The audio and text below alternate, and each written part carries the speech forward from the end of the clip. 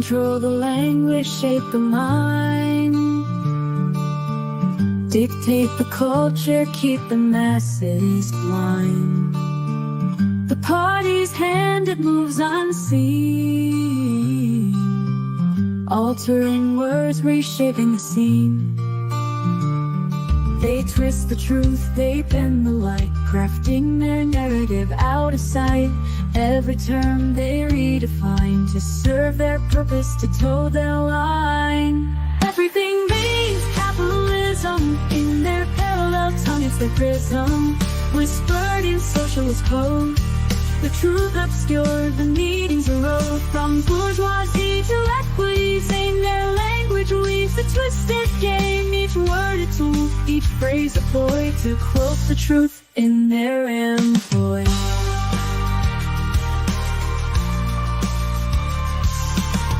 Bourgeoisie oppressors they claim, equities their utopia's name.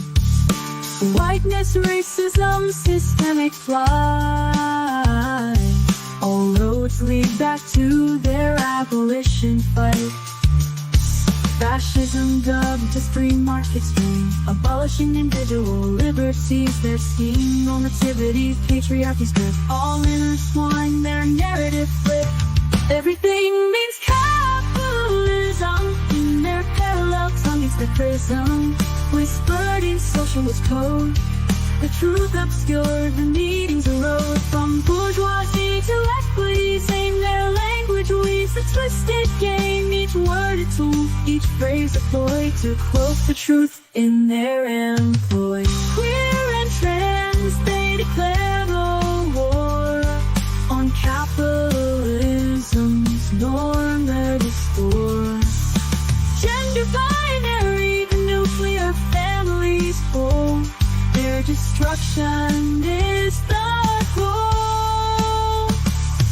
Imperialism, colonization's reign, decolonization to break the chain. The police, enforcers they're named, guardians of capital, their claim. Their language shapes, their rhetoric binds, to break the cycle, to free our minds. For in their words, their hidden game, capitalism's grip, they aim to tame. Everything means capitalism, in their parallel tongue it's their prism, whispered in socialist code. The truth obscured, the meanings erode. From bourgeoisie to equities, in their language weaves a twisted game. Each word a tool, each phrase a ploy to cloak the truth in their employ. Control the language, control the crowd. Within our hearts the truth is loud. Their words may twist, their meanings bend, but in the end our voices ascend.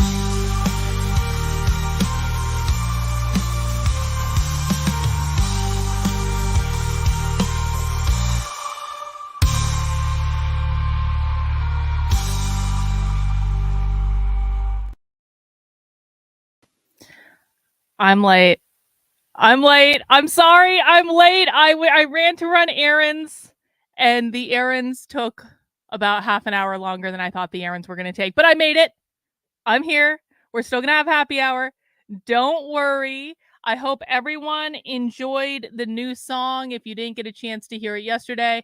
And am I going to release this song? Yeah, of course I'm going to release it. I haven't gotten around to it yet, but I'll put it up on Spotify and iTunes for everyone if you guys want to have access to that. It is called Everything Means Capitalism. And yeah, it's a new song that I wrote the other night. Yay! Do the Lego song, Everything is Awesome, and make it Everything is Gnostic. That's not a bad idea. That's not exactly. Time is a social construct. That means I'm never late. I arrive exactly when I'm supposed to arrive, okay? Doesn't matter that I took longer than I thought to do errands. All right. We're here for happy hour. Now, we're going to keep going with the Evergreen series. Now, to be honest, I did actually find something else that I do want to watch next week.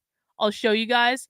I did actually find the city colleges of New York are putting up this whole new, they got this whole new like series of queer videos that they've just put up this week. And so I was thinking, like, should we watch this stuff for happy hour? Because I do want to watch it. I do think it's going to be good. But you know what? It's a Friday. It's a beautiful day. I've got some beer. And I was like, we've been doing this Evergreen thing all week. We might as well round it out and just see how far we can get in the Evergreen series and enjoy some tasty beverages. And I hope you guys all have drinks as well. And it's like if I could bring my whole setup out onto my back deck and just like have the woods in the background and the birds are chirping and maybe we even bust out the, like, it's like that type of day. All right. It's that type of day. I was just like, we've had a pretty chill week with the Evergreen stuff. I'm enjoying watching the Evergreen stuff. And so why don't we just binge watch for a little while and just see how it goes? Unlike the last couple days, I don't have anything else I need to do after this stream today. So it's Friday. We can chill. How about that for a difference?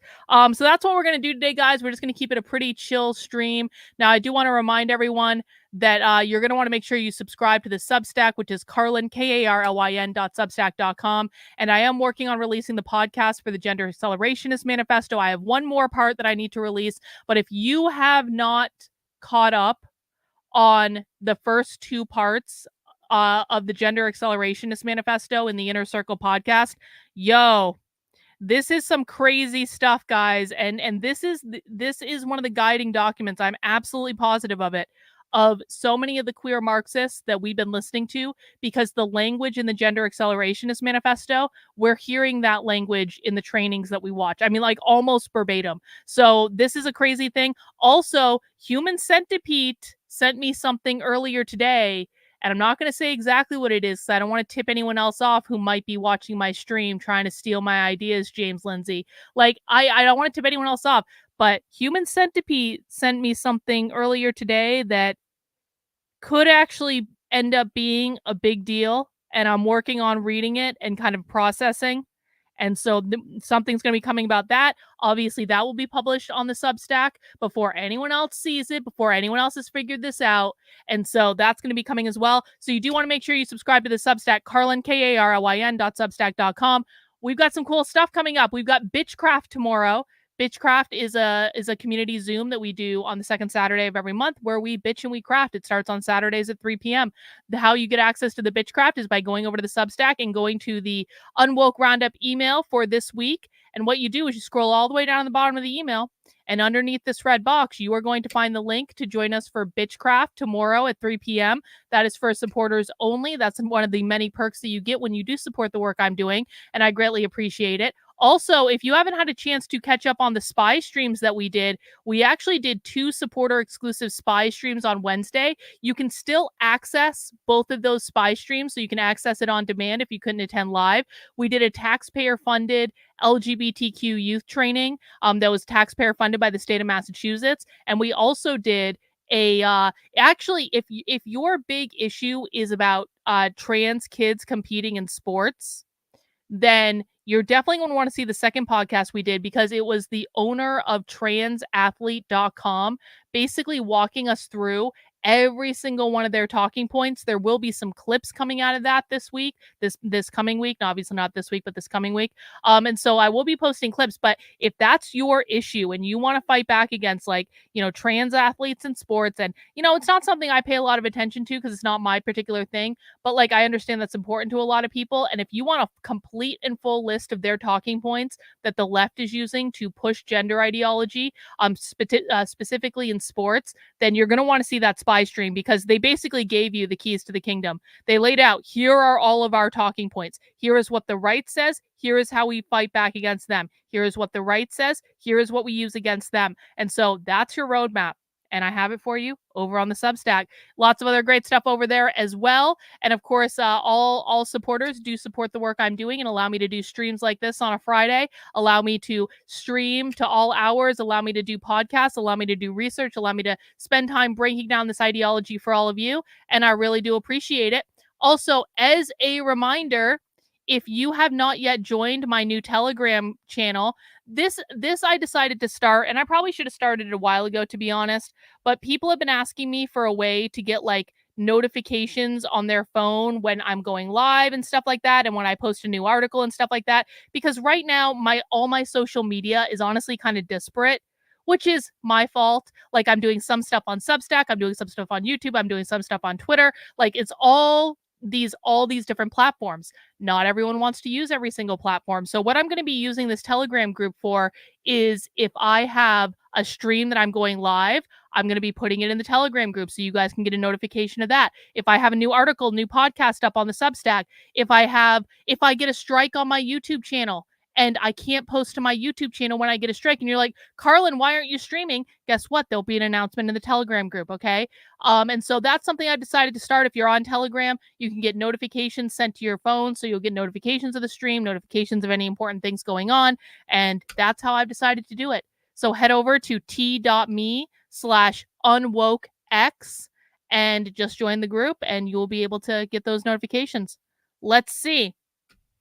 Carlin, more has been released by the Nashville queer shooter with drawings and her internal thoughts that align with what we've been studying. Well, you know how I said just a second ago that Human Centipede has a line on something that relates directly to something. It's Human Centipede may have found the queer anarcho communist literature that. So that's what I'm working on. Yeah. I'm not gonna say what it is. Not gonna say what it is at all, because no one else is looking for this stuff except for Human Centipede, basically. Yep. See, it seems like something it is. Yeah, there might be some there, and we're the only ones that know about it. So more on that soon. All right, guys, before we do get into the show today, we need to talk about beer, because, of course, this is happy hour, which means that one of the errands I just did is I just went to the beer store and I just got myself some nice, tasty, cold beer. And I got 4 beers here. And, of course, I'm probably not going to drink all 4 beers on the stream, but what I will do is I will tell you about the 4 beers that I bought, and you guys get to decide which one I drank first. And so let's see. If you got something fun to drink, let us know in the chat. Let me walk you through these beers. Now, the first beer I have today, check this out. Von Trapp Brewing. Does anyone recognize the name, the Von Trapps? Where is the Von Trapp family from? Does anyone recognize this? This is out of Stowe, Vermont. This is a Dunkelweizen, which is basically going to be like a dark wheat beer. Like a Hefeweizen is like a light wheat beer. A Dunkel is a darker beer. So a Dunkelweizen is going to be a darker wheat beer. Yes, The Sound of Music, the Von Trapp family. After they at some point after they left Austria, this is a true story. The Von Trapp family settled in Vermont. And there is actually, and if you've never been to the Von Trapp Lodge in Stowe, Vermont, is about an hour north of where I grew up. And the Von Trapp Lodge in Vermont is actually really beautiful. It's at like the very tip top of a mountain, and they brew beer there. And so today we have a Sound of Music beer from the Von Trapp family. It's a Dunkelweizen, which isn't fruity or anything. It's just like a traditional German beer. And that is option number 1.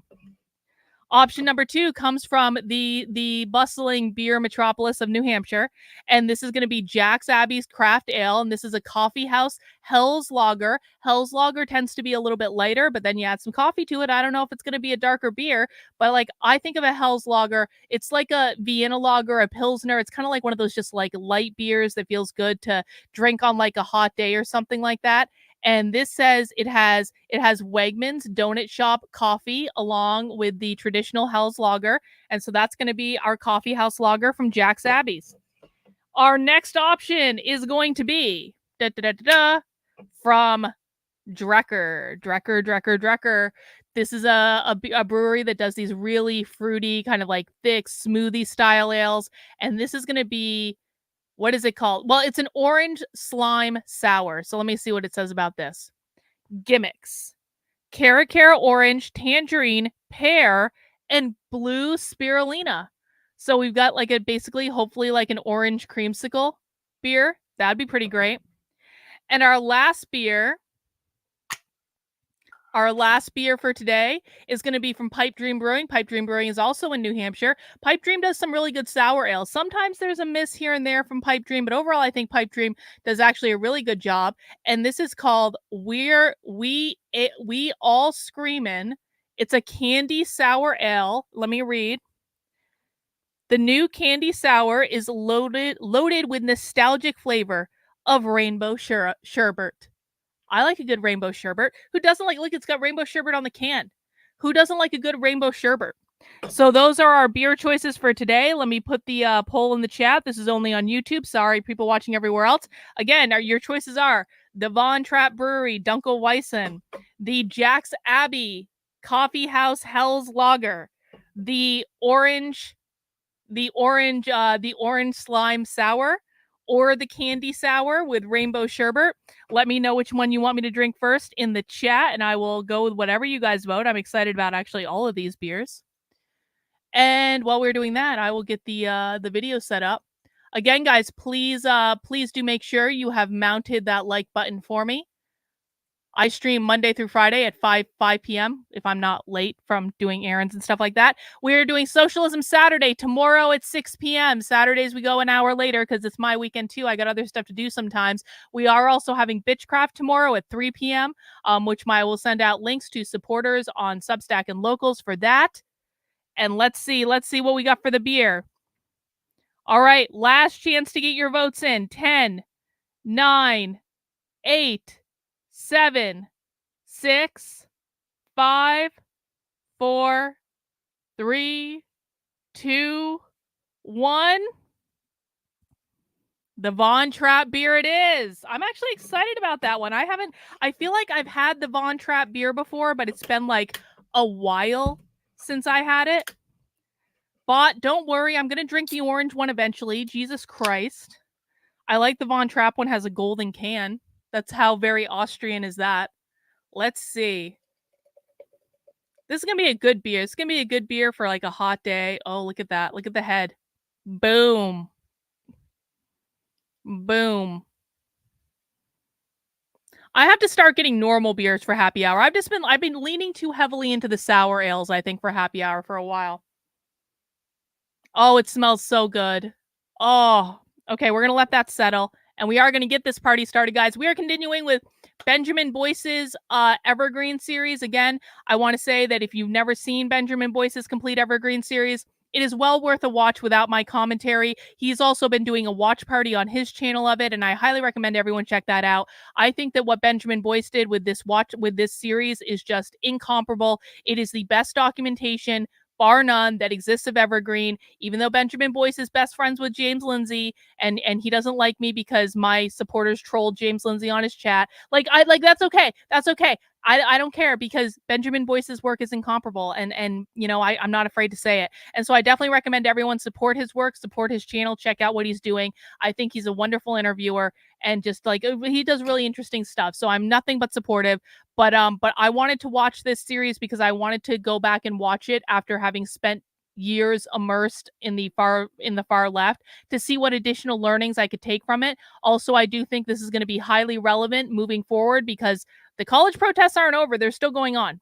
And they're going to be going on all summer, and they're going to be going on in the fall. And this is just something that we're going to have to live with for a while. And I think that this is one of the first cases where that stuff actually happened. And Benjamin documented it so well that it's incumbent upon us to go back and see what we can learn from it. So that's why we're watching it. This is our fourth part of this series.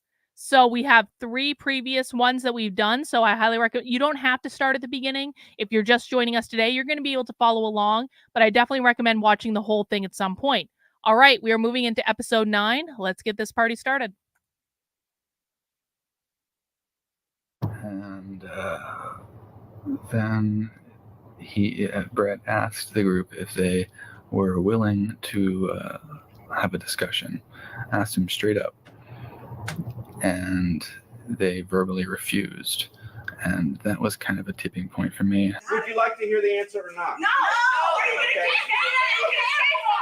You're useless, man. You're not learning anything. No. Chill.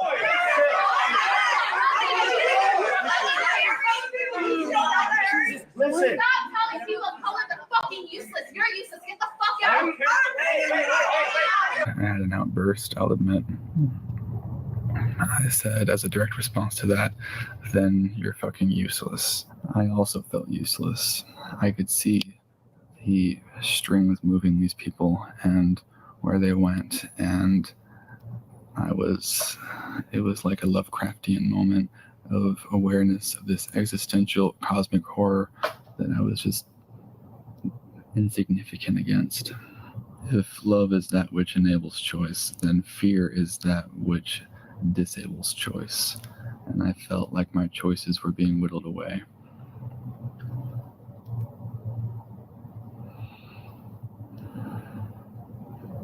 I could see these people being moved in ways that were destructive to all of our future on this planet. In one of the most progressive schools in the world.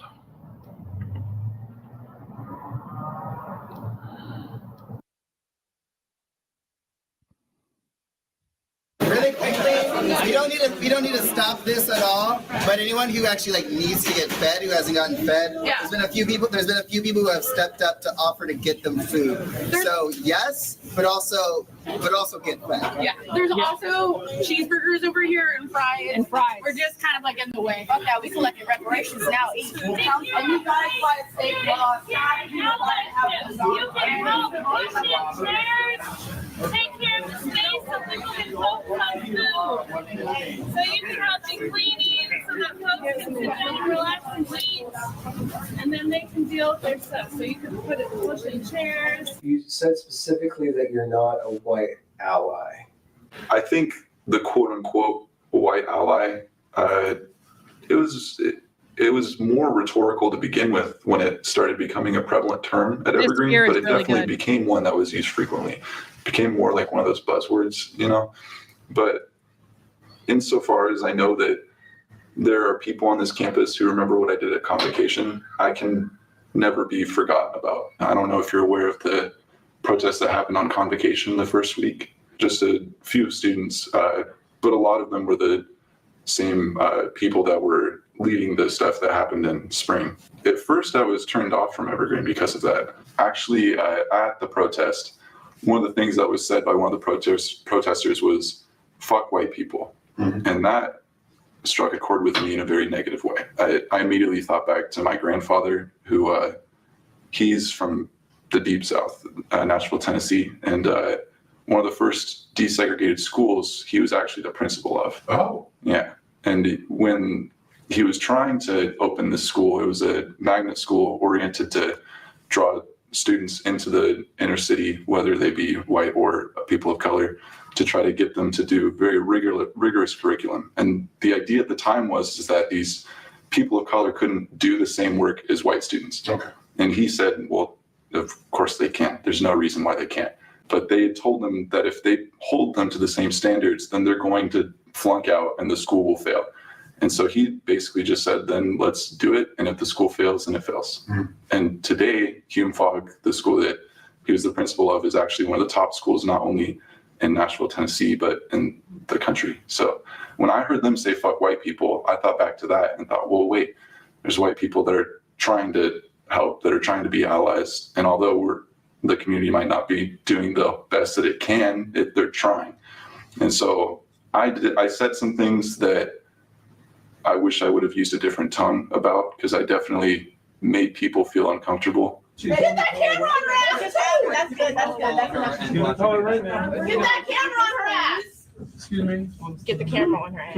No, fuck you, George. You don't want to hear So, a goddamn thing you have to say. You Then talk I so think fucking you're much. No, asking you me- shut the fuck up. No, Now, I think what's smart is not to I think what's smart is not to tone police people, because people are angry, and so what matters is what they're saying, not how they're saying it. When people feel threatened because people finally are taking their power back and trying to say something, and they might be saying upset because we're upset about this. Yes. What is this person's name? I was wondering when this person was going to come in. The trans, non-binary black person in the wheelchair that causes all of the goddamn problems.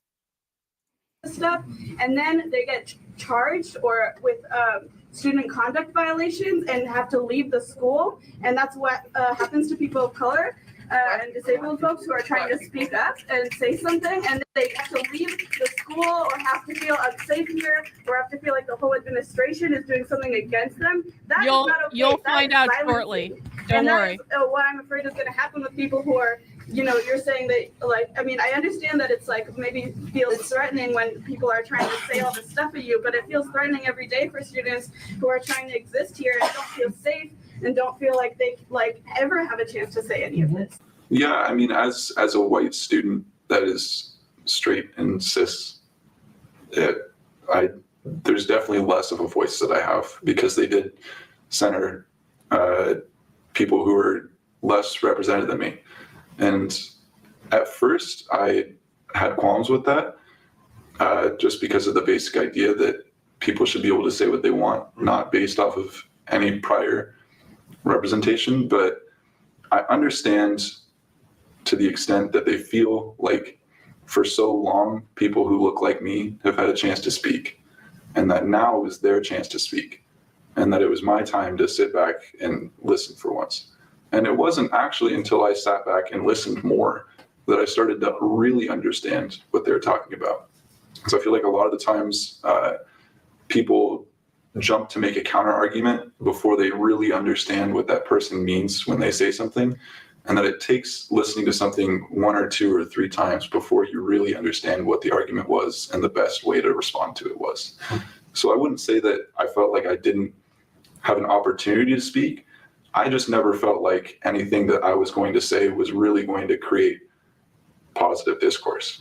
I feel like people were going to shut it down, not because it was being said by somebody like me, but because it just wasn't the right thing to say, and that it was going to be wasting time when there wasn't time to waste it.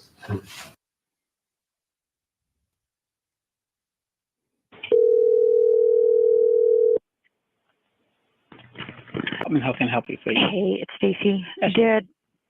Did somebody call in to report an incident at the greenery? Yeah, I'm monitoring the greenery right now. They're doing a sit-in there at the front door. They're doing a sit-in. Okay. And then was there a call because of a fight over there? Like trying? No. Okay. So what my concern is they're trying to lure us into a situation. Right. Exactly. And so we sit still, and if it's serious enough, then we would call in outside resources. The cops thought that the students were trying to lure them into a situation. Not too dissimilar to what the Columbia students were doing. Okay. Exactly. Okay.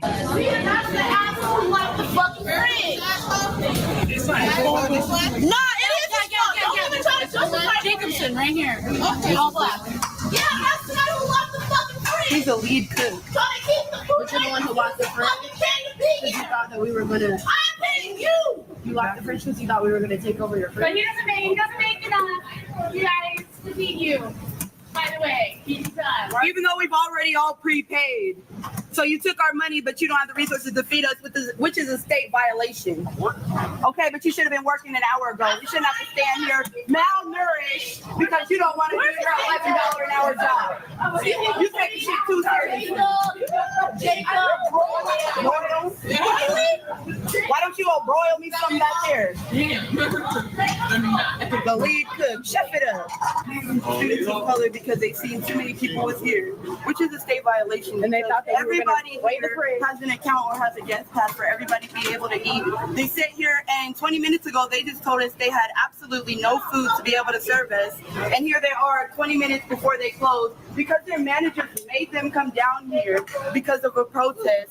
Now they have to serve food. We just came down here because we were in the But y'all down here because of a protest. I came down here to help. I wasn't saying No, we're talking about this guy. What's his name again? Jacobson. Jacob Boyle. He's the lead cook. It says on his nice black chef. Oh, he apparently doesn't even cook. He just locks the fridge from hungry students. It's really scary because when you were being a student in the middle of that, there was a lot of times where I was feeling, gosh, like this is going against, like everything that people are doing right now is going against my critical thinking and what I feel like is right. But if I'm wrong in this situation, am I actually helping racism? Am I supporting a racist narrative? That sucks. I don't want to be that.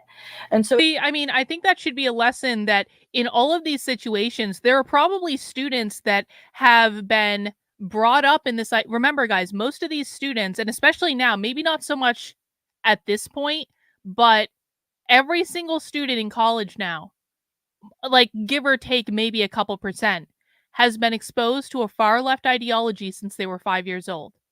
They've been indoctrinated into this cult since they were 5 years old. So they don't know anything different. And that's really important to understand. These students are victims of this ideology. They literally have not been presented with a different way to see the world unless they have conservative parents that have proactively tried to counterbalance this. And even still, there are going to be students when this stuff is going on that are going to look at this and say, this isn't right. This isn't logical. This is not about fairness and justice. It's about something else, but it's not about what they're saying it's about. So there are going to be students like that. And it's important that we keep that in mind, because if you ever have the opportunity to like encounter students when this stuff is going on, it's very important that you don't drive them away. Because if a conservative goes up to them and says, "You're a mentally ill libtard," or they mouth off to them, you know what the students are going to do? They're going to run right into the loving open arms of the cult, and they're never going to look back, because conservatives shit talked them when instead they could have shown like a little human empathy and compassion and actually just talked to them and understood their perspective. Yeah. Just like people in a cult, you can plant seeds that will lead to them leaving their cult later. I've always said from day one, like 4.5 years ago when I started this stuff, the number one goal that everyone should be working towards is waking up as many people as possible. Because disaffected lefties, when they wake up and they start seeing how things really were and they start seeing how much they were lied to, they get pissed off. And that could be the greatest weapon against these people, is people that were in their cult that get turned against it by people who are not being assholes, not screaming about groomers, not calling everyone a pedophile. Like the stuff that the right is doing right now is literally some of the stupidest things that they could possibly do. They have literally made every single bad choice to call everyone a groomer, everyone a pedophile, be like acting like unhinged lunatics all the time. They're the ones that are allowing the left to win. Got to keep your composure, be kind, be compassionate. Listen, when you're waking up, there's a lot of cognitive dissonance that goes on. Just like this girl's describing. Like, I think I'm right, but if I'm wrong, I'm supporting racism. Like, what does that say about me? How could all my friends be wrong? How come I'm the only one that can see this? There's a ton of cognitive dissonance, and cognitive dissonance is a painful thing to work through. The way it's put to everybody is that it's that one or the other. You're either with us or against us, and if you're against us, then you're the ultimate evil. You're supporting racism. And so being confronted with that is really scary. And I feel like there's probably a lot of really confused individuals that feel like they're doing the right thing, because if you're doing the other thing and you're wrong, that's, I don't know. It's like I feel like if you're on the protesting side and you're wrong, then you thought you were fighting for racism, you thought you're doing a good thing, and what you end up being guilty of is being, I don't know, immature and wrong. But if on the other side is, if you're wrong, then you're a racist. So it's like, at least if you're wrong on the protesting side, you're not a racist. So it's like, I can understand why more people would want to rather be a protester.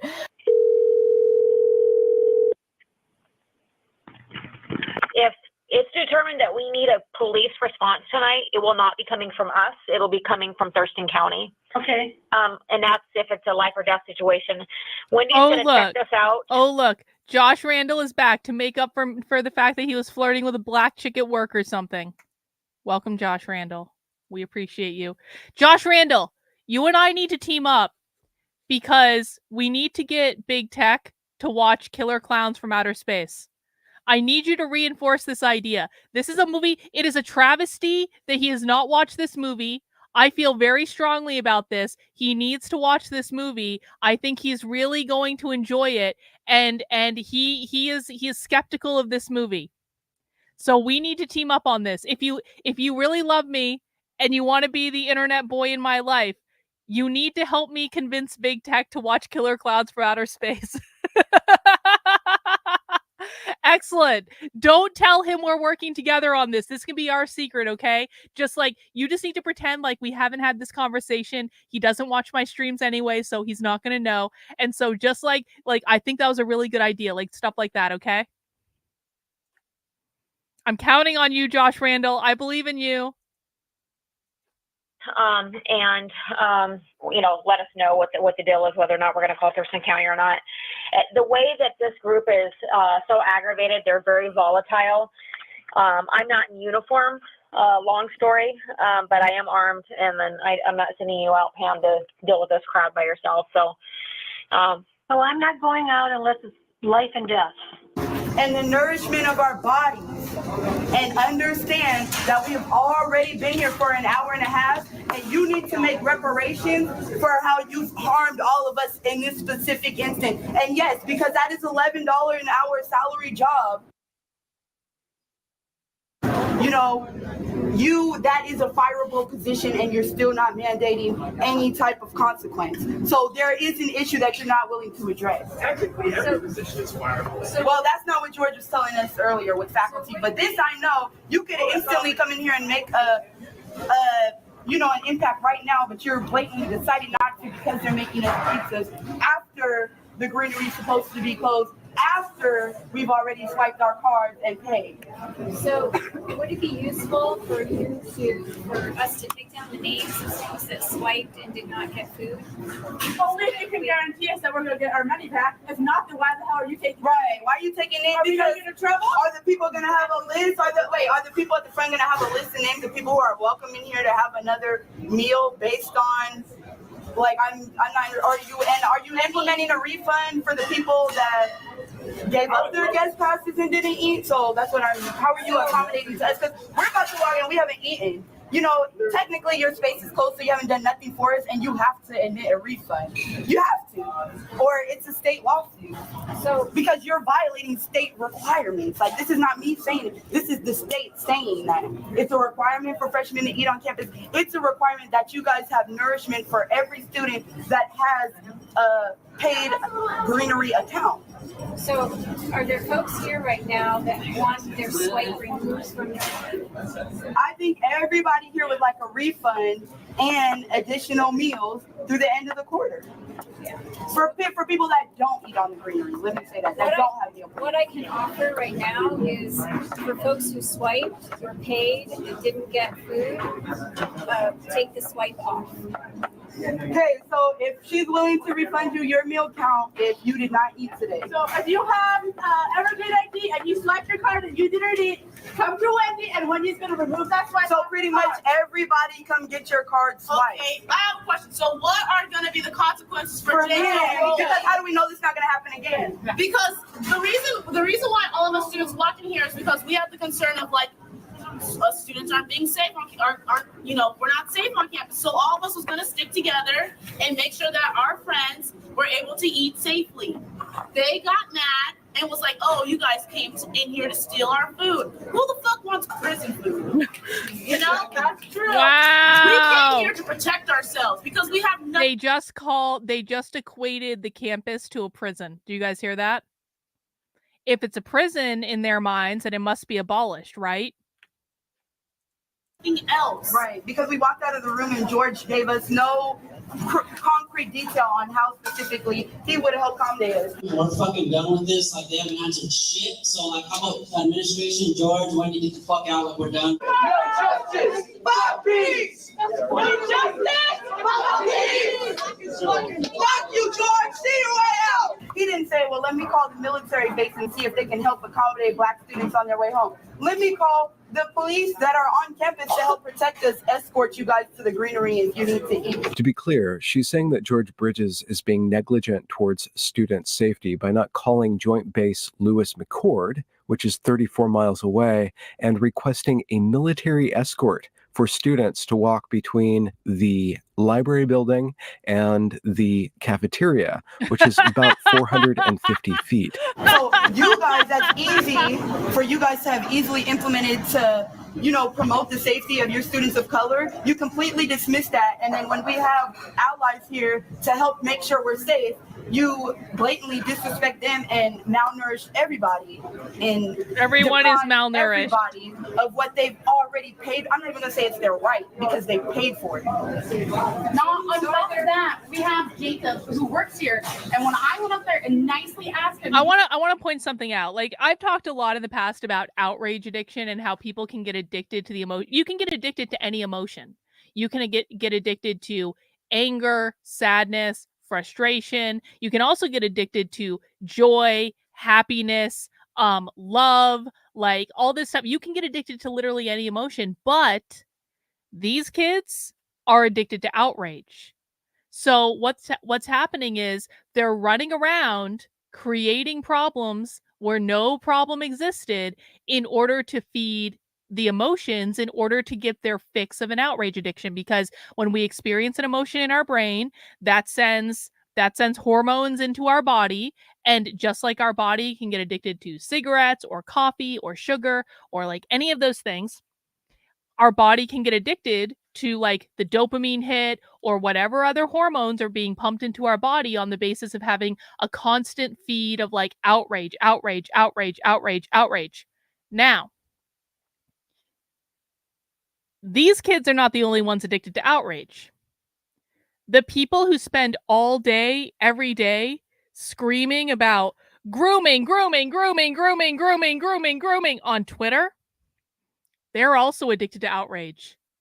Like, they will literally run around accusing anyone who doesn't just agree and bend the knee to everything they want of being a groomer, of being a pedophile, of abusing children, of, like, quite frankly, all the most horrible shit in the world, just to feed their addiction. They're not actually fighting grooming. They're not actually fighting pedophilia. They're not actually making the world safer for kids. They're not doing any of these things. All they're doing is running around feeding their outrage addiction by yelling, groomer, groomer, groomer, groomer, pedophile, pedophile, pedophile, pedophile, like all day, every day.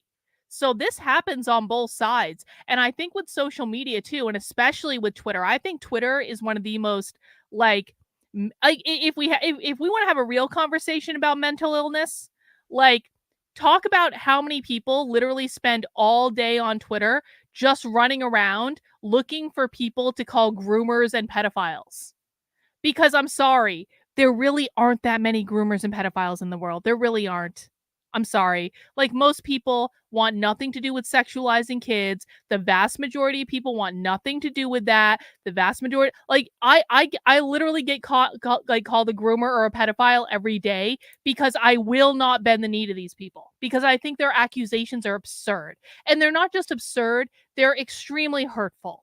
They're hurtful. Like, I now have the presence of mind to know that if someone's calling me a groomer or a pedophile when in real life, I don't even like kids and I don't want kids anywhere near me, like, those people are not to be engaged with in a serious manner. But a lot of people don't know that. And so it's just one of those things where it's like, if you're just running around looking for something to be upset about and you're quick to accuse people of doing other, like, you have that addiction too. So it's not just kids on the left, it's people on the right as well. And it's something that if you're going to be online, if you're going to be on social media, I really do think people need to watch out for this. Like, if I hadn't gotten permanently banned from Twitter for a month a couple years ago, I had a forced detox for 30 days. And listen, when I had my forced detox from Twitter, I was feeling it.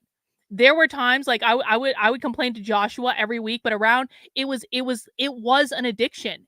And it was like I wanted my Twitter account back so badly. And around the 3rd week of me not having my Twitter account, I was losing my fucking mind. I really was. It was like all working out through my system. I was complaining to Joshua all the time. I was like, this isn't fair. I want my account back. Like I was like, I may not have been like that publicly, but like privately, I was off the fucking chain. I was off the reservation about it.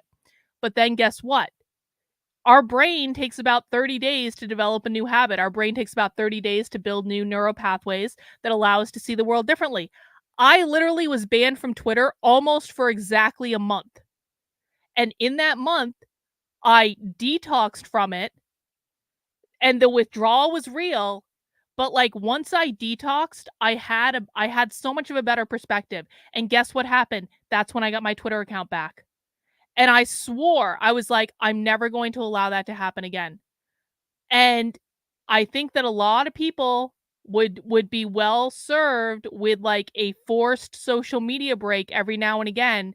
And you're the only one that can keep yourself honest. And when I got back on Twitter, I unfollowed a whole bunch of people. I changed the way I was using Twitter. I followed a whole bunch of positive accounts. Like, and I made a proactive effort. I was like, I want to see positive content in my feed. I don't just want to see this like grifter outrage bullshit content, because that's feeding into my like outrage addiction. I don't want to be addicted to outrage. And so you have to make a proactive effort. And if you don't do it, it really can consume you and you really will lose your mind. Yeah, I mean, maybe Elon should implement a feature for like a forced vacation. Like, wouldn't it be nice on Twitter if they had a feature where like you could say, I need a detox, and you like click a button on Twitter, and Twitter doesn't let you use your account for a month. Like, once you click that button, are you sure? Are you sure you want to do this? Yes. Twitter doesn't let you use the account. No matter what you say, no matter what you do, Twitter does not allow you to use it. And you come back in a month and you come back refreshed and you come back detoxed. It might actually be really good. Carlin, I just DM'd you on Twitter the recording of the How to Speak Socialist. Oh, exciting, Reagan. Oh, I can't wait to look at it. I'm definitely going to check that out. Thank you for DMing me that. Hey, well, hey, can we get the food? Why did you lock it? When I was told it was him, he said, I have no right to it. And I said, well, you have the keys, open it up. It was like, we just wanted some hamburgers. And he blatantly lied to me after telling me he had the keys, that he didn't have the keys and that he would get to it after his paperwork was done. Vanished for over 30 minutes. And then when he came back, was suddenly like not talking to us anything, and blatantly rude. Yeah, he handed the back. Oh, he handed the back to all the other workers. Listen, what's his name? Ray is the only one that has helped. Yeah, and he's a veteran, a marginalized veteran.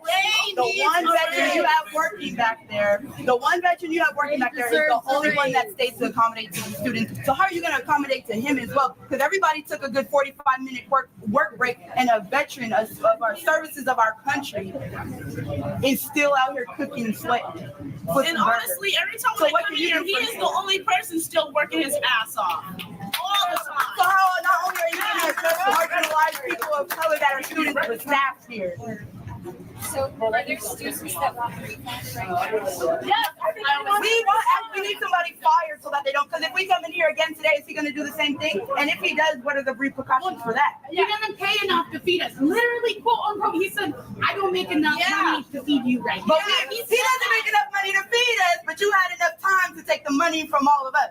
He doesn't even know how to cook. Right, and that's what I'm saying. If this is an issue, if you're not going to fire him, and we have this on camera, so that's what I'm saying. Whatever you guys think is like imaginary and made up, we can take to a lawyer and lawsuit, and that's directly him speaking and saying, I cannot do X, Y, and Z, which is an explicit, against the Washington State's law.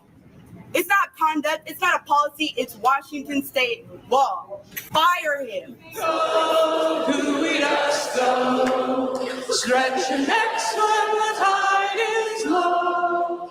Siphon high, squirt it out, swim all about, let it all hang.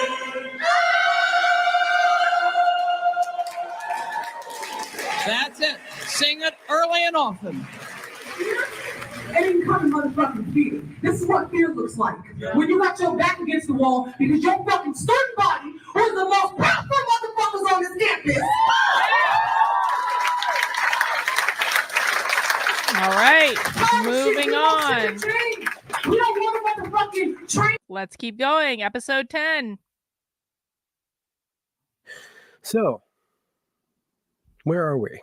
May 23rd was the first day of that week of protest, but it was not the first day of protest that year. In fact, the entire year was kicked off with a miniature protest at Convocation on September 21st, 2016, when a group of protesters, which would be the same individuals repeating their protests more and more brazenly Look, over the the trans course of guy in the the year, wheelchair. attempted to interrupt the Convocation speaker by holding up signs reading, Thank you. I can't read it. Evergreen captures diversity checks but doesn't give a shit about blacks. Thank you for sharing that. Thank you for sharing that. Okay. Let's have questions for Dr. Orestes. We will be discussing race this year many times. But before we get into that, I want to skip back 1 month prior to the 24th of August, 2016, when a letter began circulating on the internet written by the Chicago University Dean of Students, John Ellison, and addressed to the incoming freshman class of 2020. Quote, this was a big Our deal. commitment to academic freedom means that we do not support so-called trigger warnings. We do not cancel invited speakers because their topics might prove controversial, and we do not condone the creation of intellectual safe spaces where individuals can retreat from ideas and perspectives at odds with their own. 5 days after this letter began to circulate on the internet, a op-ed appeared in the Seattle Times written by George S. Bridges, the current president of the Evergreen State College, why students need trigger warnings and safe places. This op-ed begins, the University of Chicago's recent welcome to its incoming class wasn't welcoming.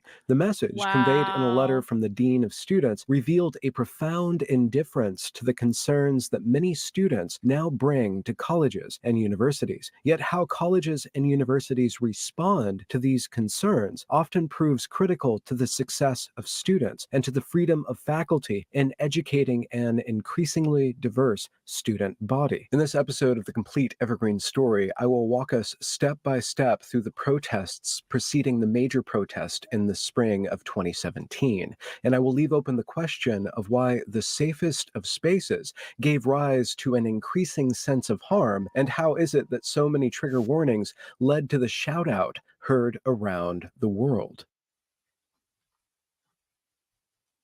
We will be discussing race this year many times. Dr. Orestes, any questions, students? May we hear the student speak for a second? I can't hear you. May we hear the student speak for a second? I think it'd be nice to get a kind of feel for what it's about. I'd like to hear it. What I'd like to do? Thank you. Right. Socialist out of haircut. Courtesy to our guests, like the questions right now to focus on her work. And then if y'all want to stay, we can ask the students questions. So let us finish with Dr. Orestes, please. And then we'll focus on our students. Okay? So questions to Dr. Orestes. Now, while I don't have any audio or video recordings of the conversation that George Bridges invited protesters and the student body to have after the speaker was done at Convocation, the school newspaper, the Cooper Point Journal, did write a couple articles about that, from which I will excerpt a few paragraphs. A small group did stay to hear their fellow students, but their demonstration quickly changed from a few statements from students of color into a discussion over the value of the Black Lives Matter movement, mostly led by the audience. The level of support towards protesters fluctuated between arguing or clarifying to declarations of humility and kneeling from white students towards the students of color. Yes, I just read, and kneeling from white students toward the students of color. A faculty member stepped in to encourage white people not to take up space by talking, but just to listen. A handful of white students took turns reiterating, ironically, that white people should only be listening. Also published on the Cooper Point Journal website is an interview composed by Terry Gunstone with the two main protesters, R. and Lawrence. Fuck you, George. We don't want to hear a goddamn thing you have to say. You fascist. Fuck you. Fuck you, George. Fuck you and fuck the police. Cooper Point Journal, was your protest at Convocation planned in advance? Lawrence, my partner was at Convocation and started texting me that George Bridges was saying something about how racism is just people being offended. Did not happen. R, George Bridges talks in a very Clinton-esque liberal way, saying things like, we care about you so much, but doesn't show up for you. There's lots of verbalized reassurance, but he doesn't follow through with action. Lawrence, so I call R and say, George is being problematic as fuck again. Let's go rip shit up. What led you to write Evergreen cashes diversity checks but doesn't care about blacks? R, it's as simple as going on the website, right? Right away, you can at least find a handful of pictures of people of color. That's the selling point for diversity. Black students, brown students, diversity.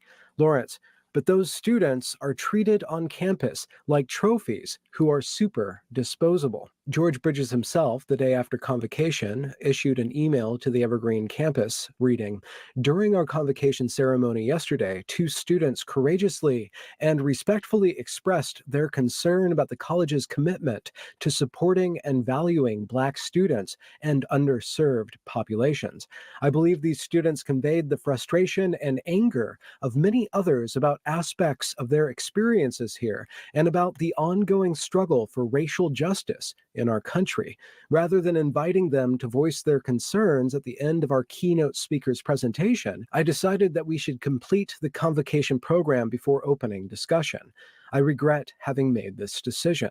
The concerns raised by our students are shared by many in our community. These concerns are far more important for Evergreen to consider and understand than what was planned for the remainder of yesterday's program. I bet the the action people in of the our rest of the program students feel pretty afforded great about us an that. opportunity to begin the critical work for the year ahead. Our society is Critical deeply work. polarized and divided along racial and class lines. And like our country, colleges and universities continue to struggle with our country's legacy of anti-Black racism and issues of poverty and privilege. At this moment in our history, we have a rare opportunity to address these issues and to make constructive changes in our campus and our community, which is exactly what he said 1 year prior. At this moment in our history, we have a rare and a critical opportunity to address these issues, to make constructive changes in our country, in our community, and on our campus.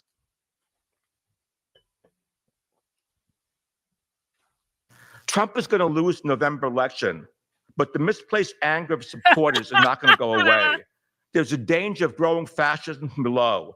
This shouldn't be taken lightly, nor should the growing surveillance, police state, and militarism, together with not solving the economic environmental crisis, which will continue if we sit back with Clinton as president. The Black Lives Matter movement, the climate justice movement, and the inspiring Native-led movement against the Dakota Access Pipeline has created a surge in activism, an increasing interest in going beyond reform and capitalism to what is necessary. Capitalism! A multicultural, feminist, Hang on. participatory. Capitalism. We have to go back and listen again. The climate justice movement and the inspiring Native-led movement against the Dakota Access Pipeline has created a surge in activism, an increasing interest in going beyond reform and capitalism to what is necessary, a multicultural, feminist, participatory socialist society. Oh! So you're telling me their goal was to create a socialist society all along. I know. Yeah, someone go tell Benjamin to go tell James that they were literally saying that capitalism was what they were going against, at Evergreen State College. Maybe that's something we should inform James of. Let's listen again.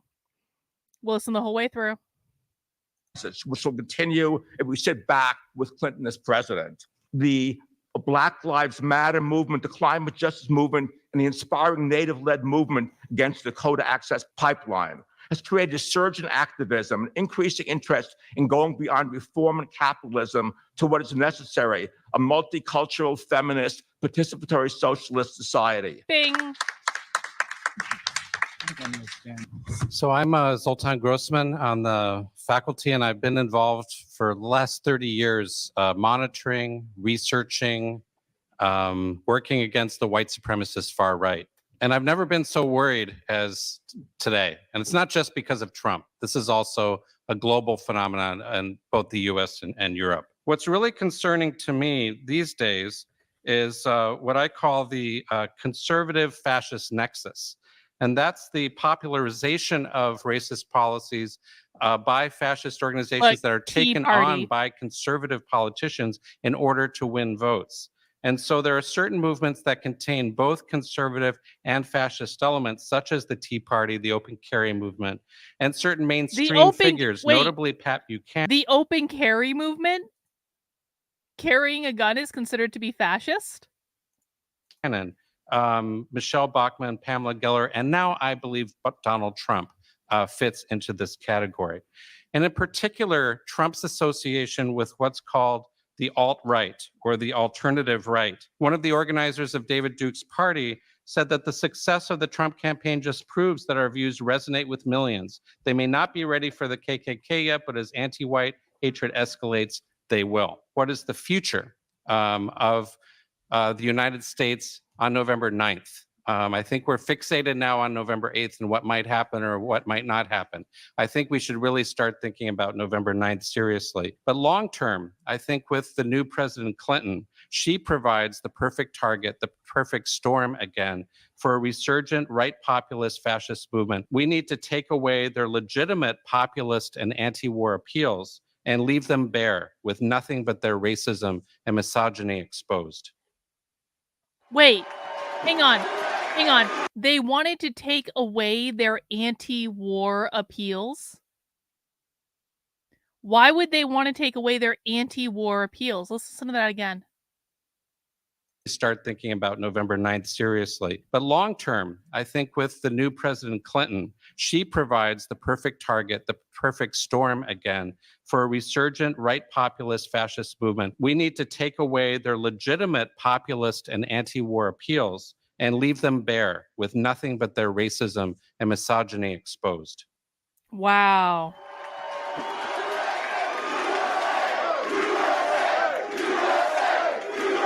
Thank you. Thank you very much, everybody. Sorry to keep you waiting. Complicated business. Look at Barron. Look at how small Barron was. This is before Barron became 8 feet tall.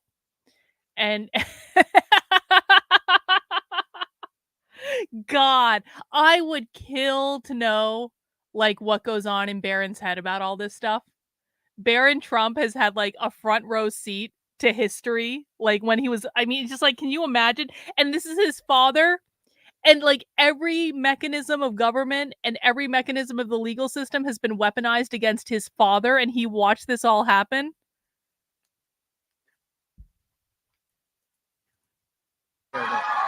Barron Trump is going to become an avenging angel. It's going to be hilarious to watch. I've just received a call from Secretary Clinton.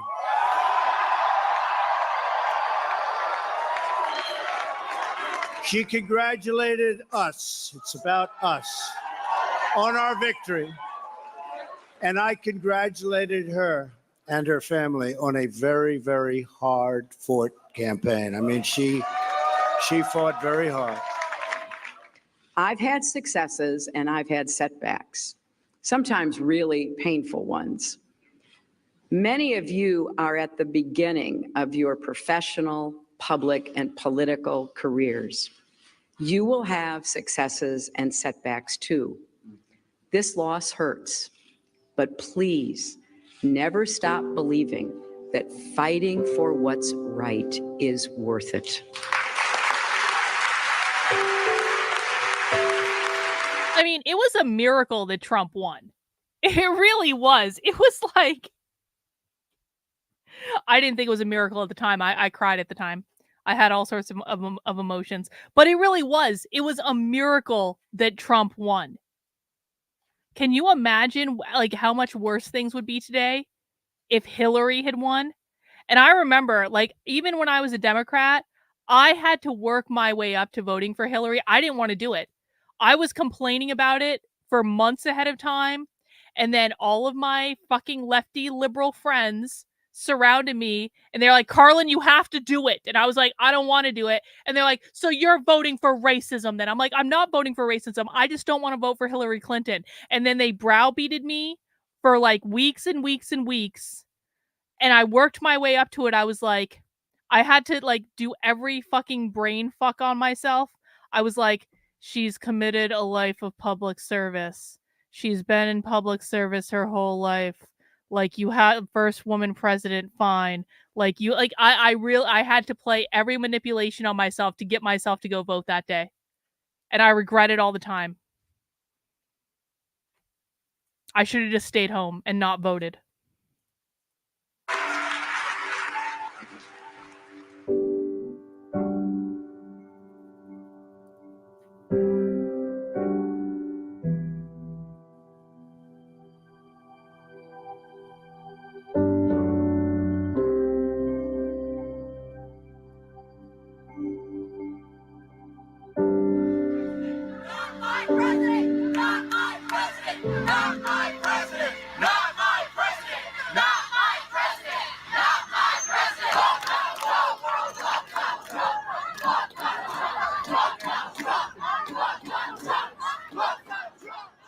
High school and college students staged walkouts across the land, and Evergreen was no exception. I was a student at that time and filed, along with my class and others, into Red Square. I kept my distance from this protest for reasons that we can speculate on at another time. But before getting to that, I want to take a brief detour to Naima Lo's Facebook page, where on November 9th at 8:41 p.m. she posted, along with a photo of her in Red Square during the walkout, flipping off the camera, quote, I'm grateful to spend time with other women of color doing the hard fucking work of fixing this mess that whiteness has made.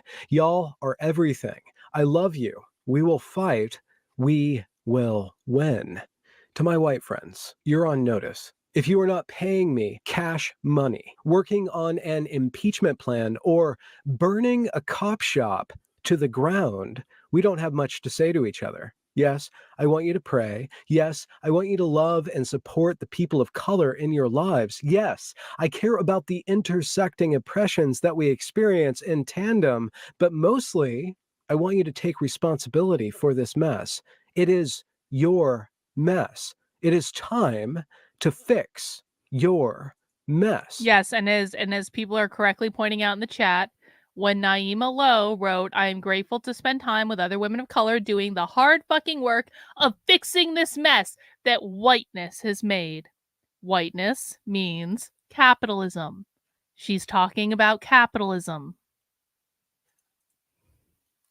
For all y'all out here who woke up this morning and went on your Facebook and was like, oh no, racism's alive. Oh no, the world's falling apart. But where you been the whole year? Come on. We've been for the last forever. Are you fucking for real? Are y'all out here crying just now in November? The year's almost over, 2017, right fucking there. And you just now getting upset? Are you for real?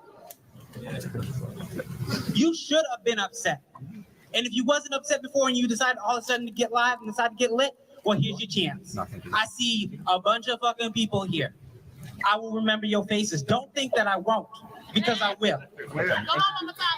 And if I do not see you in actions, if I do not see you out here helping your people of color, helping your black folks, helping your trans folks, every fucking chance you got, I'm going to talk to you, and you don't want me to talk to you. That's real talk. You do not want me to talk to you. Because the only way this shit gets better is if all y'all show the fuck up.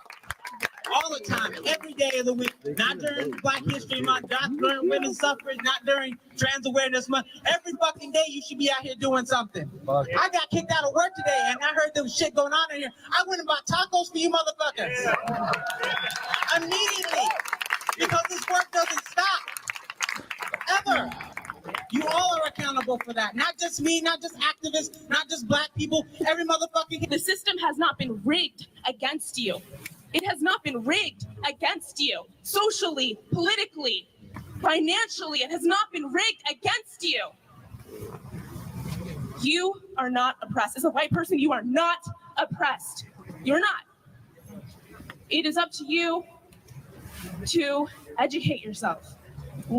I keep hearing all these white folks saying, you know, like, let me talk. No, fuck that. No, that's not happening. You are not oppressed. This is not about you. It's not about you. What can I do to help? Because I'm fucking sick of it. I'm sick of white people telling me that there is no racism. Racism's dead because black people, Hispanic people can go to school together. Racism isn't dead. It's still here, and I'm sick of people just now standing up. Oh, because Trump is president? This problem has been around for decades. This country was built on racism and violence. And I'm sick. This country was built on racism and violence means this country was built on capitalism. Because they believe that capitalism caused slavery because it's private property ownership. And if private property ownership hadn't been a thing, slavery wouldn't have been a thing. And therefore, there would have been no violence. Of a white male grabbing the mic and saying that we need to fight for equality for all. Does anyone see that there's been privilege for white people their entire lives? Am I the only one seeing that? Is everyone fucking colorblind? Yes. Yes. Thank you. Exactly. Like, take a fucking seat. As said before, take a seat. Okay? You're not oppressed. This is not about you. This is about the minority, you know, not even real, you know. And it's just, it's like said millions and millions of times before I stood up and started rambling. We gotta stand together. That's the only way. That's the only way. We gotta stand together. And you know what? I got friends who are scared of being deported. I got family. They're scared of being deported. They're scared of walking down the street for fear of getting shot. Now, when you can face struggles like that. No, it doesn't. Not in their world. They believe that capitalism has been around since private property ownership was a thing. You must understand that their definition of capitalism means private property ownership. Therefore, slavery could not have possibly predated capitalism because the act of slavery is owning people as private property. So no, Laura, they don't realize that. They don't. Because their definitions, their worldview are completely different. And the purpose of this is to understand their definitions because their definitions and how they view the world dictate how they're going to behave. You can talk on the fucking microphone. I'm done. After the walkout, a group of students filed into the Les Perce Lecture Hall, which was at that moment being dedicated to the previous college president, Les Perce. He graduated from Evergreen in 1973 and later served with us on the Board of Trustees during difficult periods in which the college faced the major financial challenges I mentioned. And as my fellow trustees will attest, don't be unpolite. This isn't your time. It's not yours either. Okay, so this is a message from a student. Here's their statement. My name is Carl Gonzalez. I am in Standing Rock. I am a greener. Fuck your neoliberal bullshit to make this school run like a fuck racial tuition. What was that? Fuck your neoliberal bullshit to make this school run like a corporation. What does that mean? It means that the school is complicit in capitalism. Let's listen to that again. I'm going to turn on the captions. So this is a message from a student. Here's their statement. My name is Carl Gonzalez. I am in Standing Rock. I am a greener. Fuck your neoliberal bullshit to make this school run like a corporation. What? Fuck raising tuition, catering to racists, homophobes, transphobic, bigots, neo-Nazis, rapists. Fuck you. Y'all are putting us into debt. Y'all are stealing our money. This school is unsafe for marginalized students and you know it. And you don't care. Stop fucking telling us you don't care. You expose yourselves with every policy decision you make. You fire all the teachers who we love, who teach us how to organize against capitalism. Because you want to make money. That is. I need to clip this. I need to go back and clip this. I'm sorry. Hang on. Give me a second to set up my my clippy clip thing. I need to reconfigure the audio. Hang on. Hang on. Hang on. This is just fucking perfect.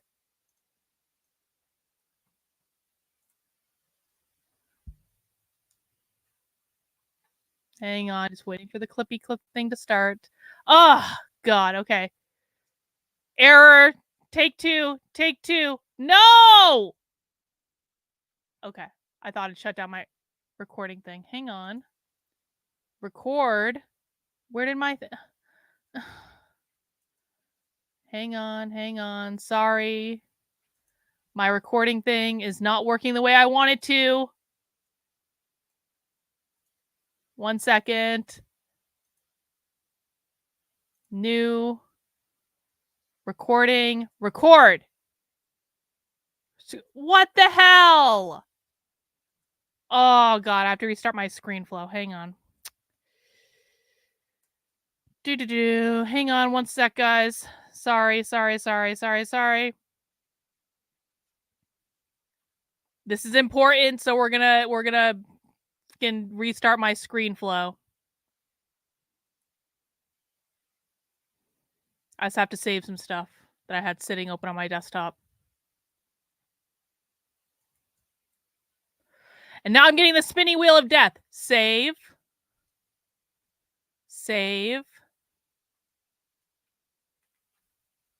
This might be a good time where if you need to refresh your beer, go refresh your beer. This will be done in just a second. Yep, the socialists are preventing me from clipping the thing like I want to. Spinning wheel of death. Come on. Stop spinning. There we go. Restart.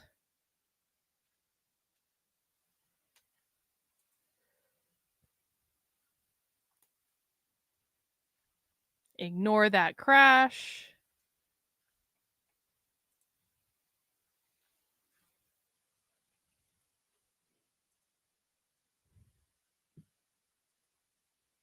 Okay. Screen flow. New. Recording. No, don't give me the spinny wheel of death, you motherfucker. Don't do it. Don't do it. This is all capitalism's fault. Okay. Record. Yes. No, don't do this to me. Don't do it. Don't do it. No internal error. Come on. No! Okay. Take 3.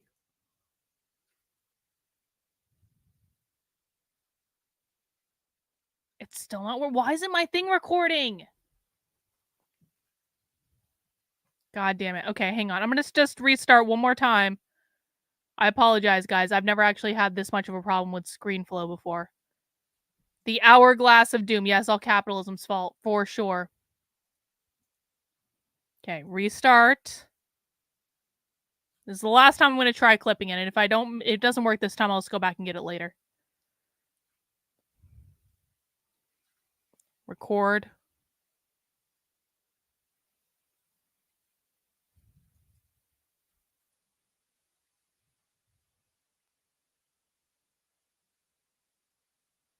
It's just not working. God damn. God damn. All right, well, let me see. This is 18. Hang on, I'm going to make a note of this. This is minute 1811 in episode 10. And I'll go back and clip it later. I apologize, guys. All right, let's listen again. Here's their statement. My name is Carl Gonzalez. I am in Standing Rock. I am a greener. Fuck your neoliberal bullshit to make this school run like a corporation. Fuck raising tuition, catering to racists, homophobes, transphobic, bigots, neo-Nazis, rapists. Fuck you. Y'all are putting us into debt.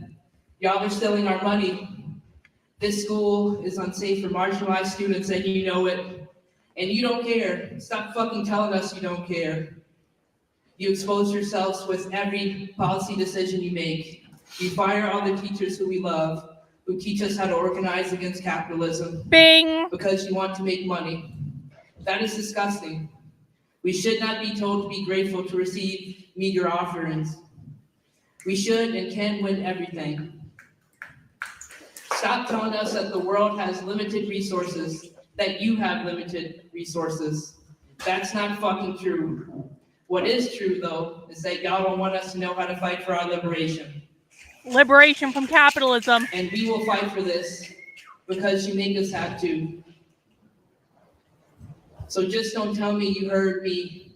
Tell me what you're going to do to make our school better.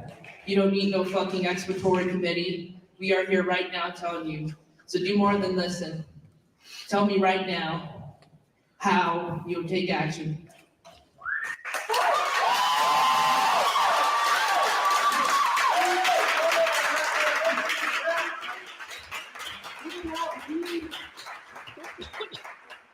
Stunning and brave, stunning and brave. All right. I indicated that he graduated from Evergreen in 1973 and later served on the board of trustees with us during difficult periods in which the college faced major financial challenges that I mentioned. So you're not answer. This isn't going away. As my fellow trustees will attest, Denny's first concern was always the well-being of Evergreen students. Are you going to fucking answer or not? Man, that poor guy that was getting a building dedicated to him and he has to deal with this shit. Angel Eyes, thank you for the super chat. You're doing awesome. Glad I got here just in time to hear liberation from capitalism. Hey, Angel Eyes, I appreciate you. Thank you for the super chat. Guys, if you are enjoying this happy hour stream on this glorious Friday evening, maybe you could show your love with a super chat, $5 super chat, $10 super chat. I appreciate it. All of it helps to support the work I'm doing, and I really do appreciate it. You can also subscribe to my Substack, Carlin, KARLYN.substack.com for $8 a month, $80 a year. That is my preferred way of supporting the work I'm doing because it allows me to plan for how much support I'm going to have, which makes things easier for me. We do have a Bitchcraft Zoom tomorrow at 3 p.m. that is going to be available to supporters. We also, of course, have movie nights in our supporter Discord at 8 p.m. on Sunday evenings. And we're watching Eyes Wide Shut this week as for our Gnostic sex cult movie. So you can join all that stuff and more by becoming a supporter on my Substack, which is Carlin, KARLYN.substack.com. Appreciate it. Tough questions of the administration. This is not, as you might have noticed, a very easy institution Whoa, to govern. thank you. It isn't.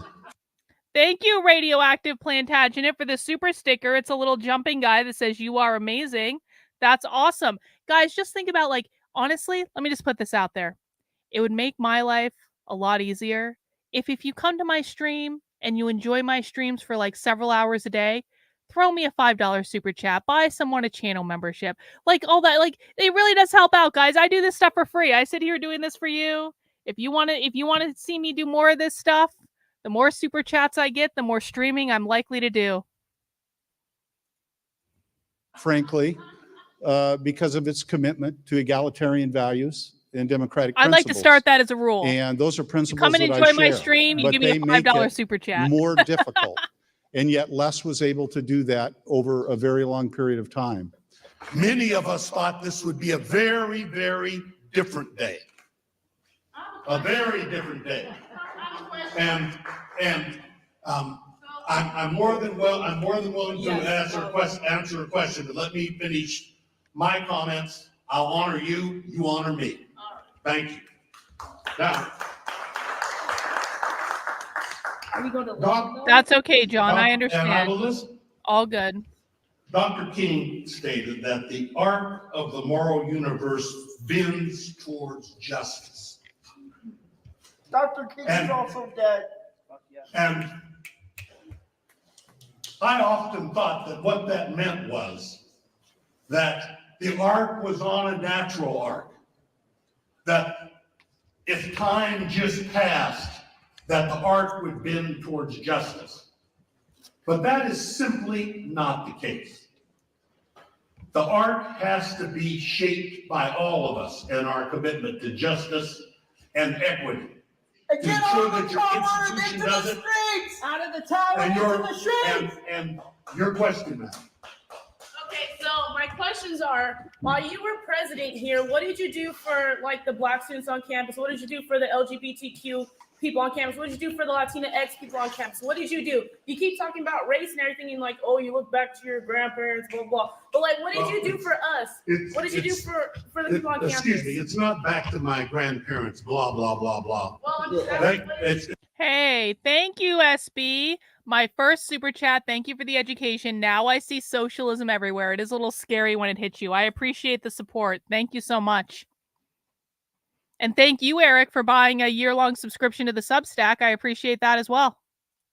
It's not back to my grandparents, blah, blah, blah. It's not. It's the core of our foundation of who we are. I get it, the anger.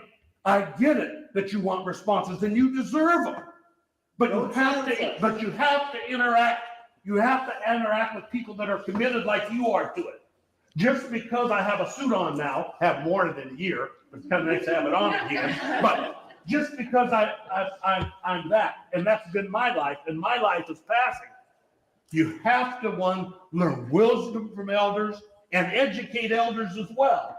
But we have to find the foundation to open the door for the conversation, people. We have to find a way to do that. That's what it's about, students.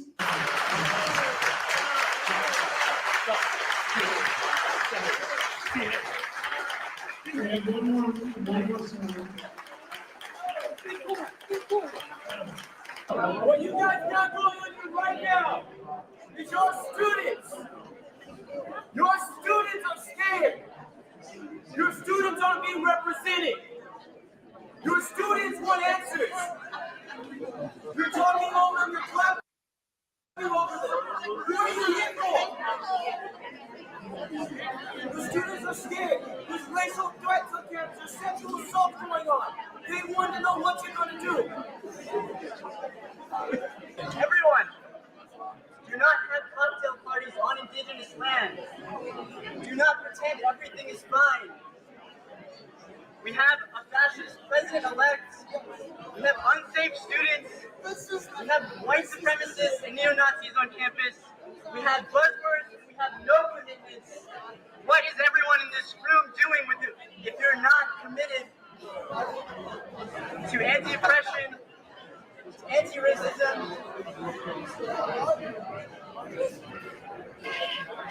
Who here cares about our safety? We don't feel safe. There are two ideas about safe spaces.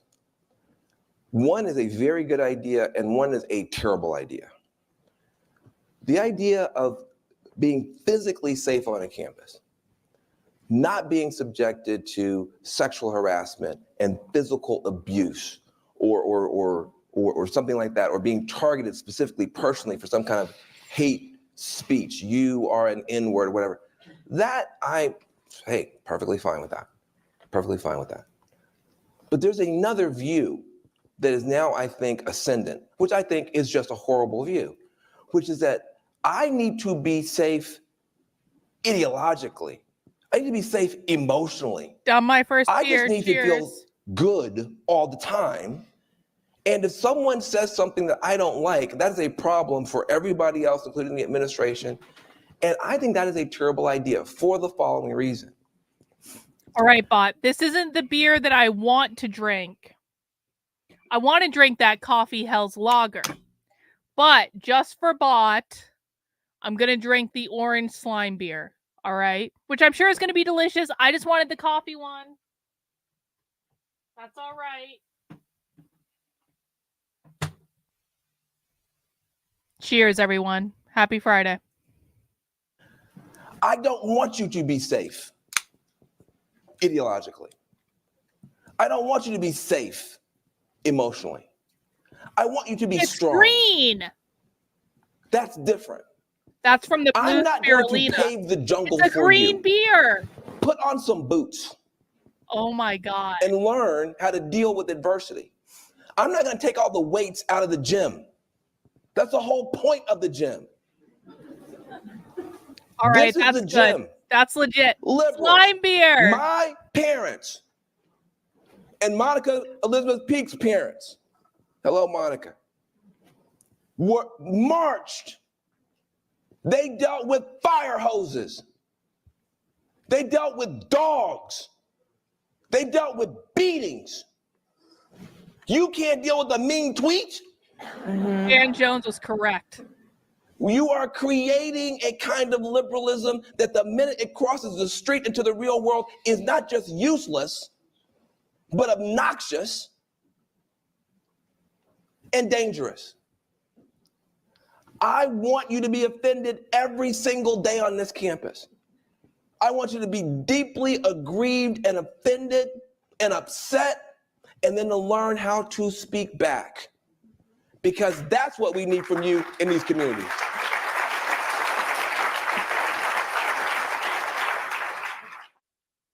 All right, moving on. Episode 11.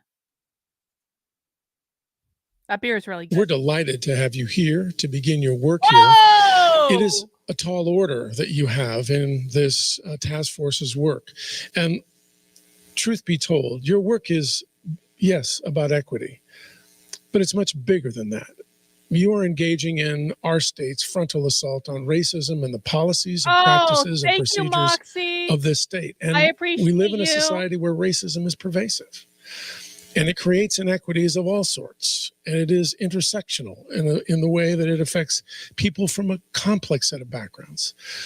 We at Evergreen are beginning to understand how our own policies and practices work to the disadvantage of some of our students and some of our staff and faculty. Yay! Thank you guys for the super chat. I appreciate it. You covering my beer and stuff. It makes me very happy.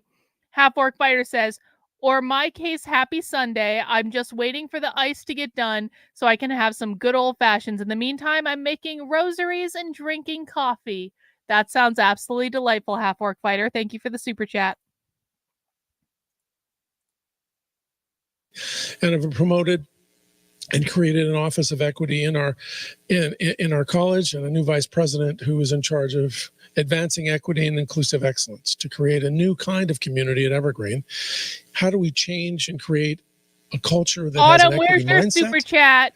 Where everyone is thinking about difference and acknowledging difference, and at the same time understanding that our commitment is to ensuring that every student and every staff member and every faculty member has the opportunity to excel and thrive in this academic environment. Tall order, because your order is the entire state of Washington, the agencies, well, not yours is to create a proposal for an office that will undertake that very important work. Thank you, Dr. Bridges. That's a good intro. As you see in our vision statement, right in the middle there, we talk about how we're going to shift power by sharing priorities. And this is the right space for us to really get into the meat of how we're going to shift power. We're going to transform power and make it work for everybody in this state. Previously on the Complete Evergreen Story. Evergreen captures diversity checks but doesn't give a shit about blacks. Thank you for sharing that. We will be discussing race this year many times.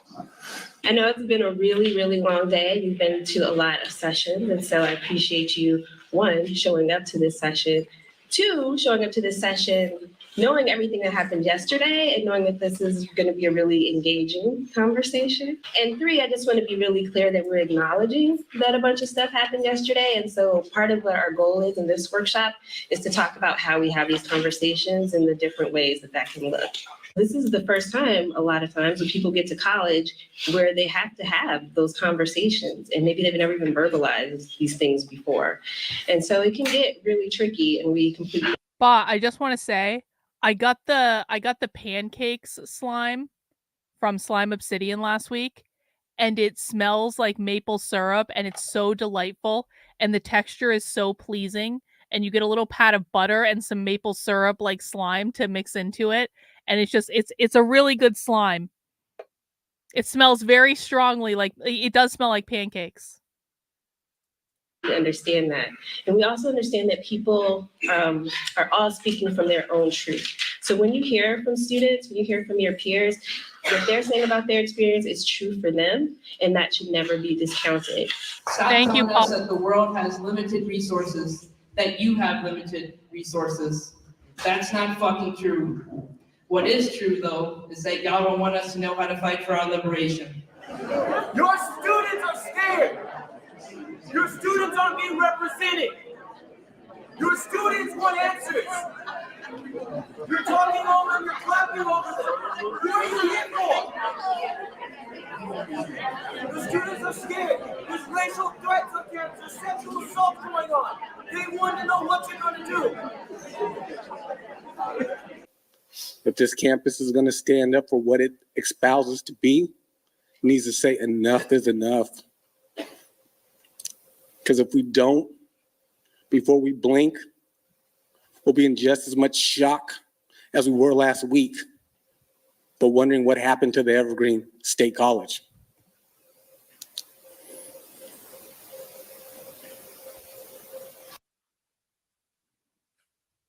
Hang on. Paul is asking a question. If you just got here, we're watching Benjamin Boyce's Evergreen documentary, which is just an incomparable work. I highly recommend everyone watch it at least once. I'm watching it to analyze how much stuff we can apply from like the socialism stuff that we watched to what happened at Evergreen. But this is something like everyone should watch it. Head over to Benjamin Boyce's YouTube channel. He's got it on there as well. I've also been covering this stuff. We've been watching it this week for just like a watch party series. So you're welcome to watch it over here as well. Roslyn, how are things in Adelaide? Thank you for the super sticker, Roslyn. Another jumpy green guy saying thank you for being you. I really do appreciate it. Thank you.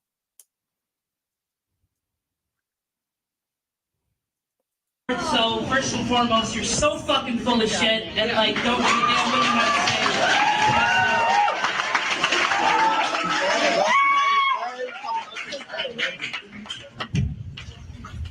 You have the fucking nerve to fucking dehumanize like R and me have you. What's in this whole and like mostly all the trannies too. Yes, yeah. Since the children's really good at targeting trannies. Yeah. Can you imagine them having sex? I guess, but then just dropping the charges against Army. I know we heard early on that some of what's going on out at Evergreen is a culture. And I'd like to talk to an incident that we haven't heard about that happened in January when Chief Brown was being sworn in as the police chief. She had invited some friends and family, as well as faculty, to attend watching her be sworn in. And when the time came for the actual ceremony, several students, I think there's probably 20 or 30 students there, decided that they were going to get up in front and take over the entire event with noisemakers and drums and horns and the PA.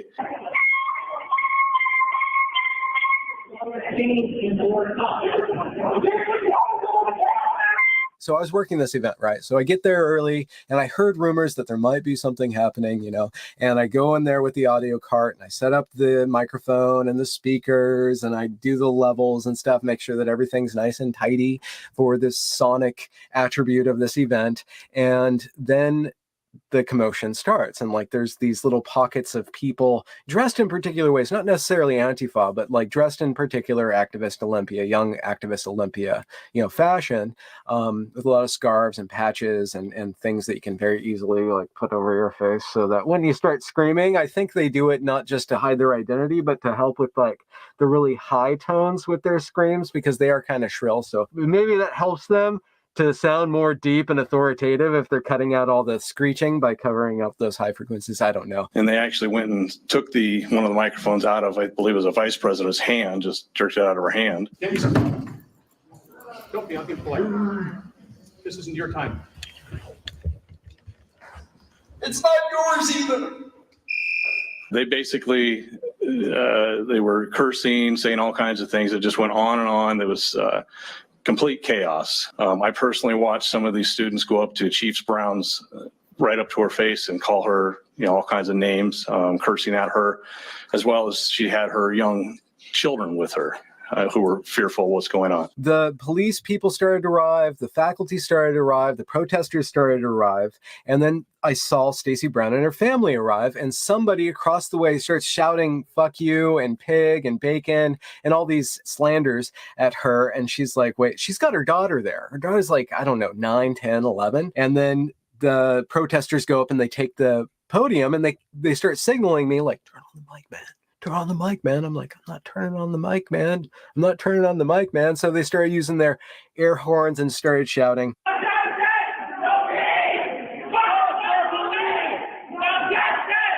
Again, if you understand that one of the number one issues of the far left is abolishing the police, defunding the police, abolishing the prison industrial complex, because they believe that the police are the enforcers of capitalism, then you understand that this was predictable. It really, like, every college, maybe this should be my new consulting thing. Honest to God. Because every single college president needs to be educated in this. Every single college president needs to understand this, because this shit is going to be happening. Maybe I should just start sending out, like, I should start doing, like, pitches out to college president's office. Like, do you want to be equipped when college students come to protest? Hire me and I will tell you literally every single thing you need to know. I'm going to be like here's what it is. I'm going to be like the anti-diversity trainer. I'm going to come in and be like, this crazy shit is coming to your campus for reason X, Y, B, and Z. You're going to have to deal with this at some point. If you hire me, I will literally show you what you are going to be dealing with so that you can be prepared for when this shit comes to your college campus. You aren't going to get called to testify in front of Congress. You're going to be able to handle that shit. And I'll do like a retainer where, like, I can be on call, where if like a spontaneous protest just breaks out, they can call me, be like, "Carlin, the shit is hitting the fan. What do we do? What do we do?" I'm be like, "Don't fucking call the police. Don't give them any attention. Keep the media away." Like, I mean, honestly, though, I understand higher education. I worked in higher education for 10 years. I've already done consulting with college presidents and boards. I know how to do it. This could actually, they have all this money, they might as well be giving it to me rather than paying socialists. This is a good idea, though. I'm going to think about this.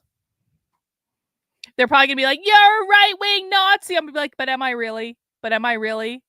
And am I the thing you need to worry about in taking over your college campus? No. The students are what you need to worry about. Whatever. Maybe I only need I can be the socialist whisper. I only need 1 or 2 college campuses to hire me. And that would actually, you know what? This is actually not the worst idea I've ever had.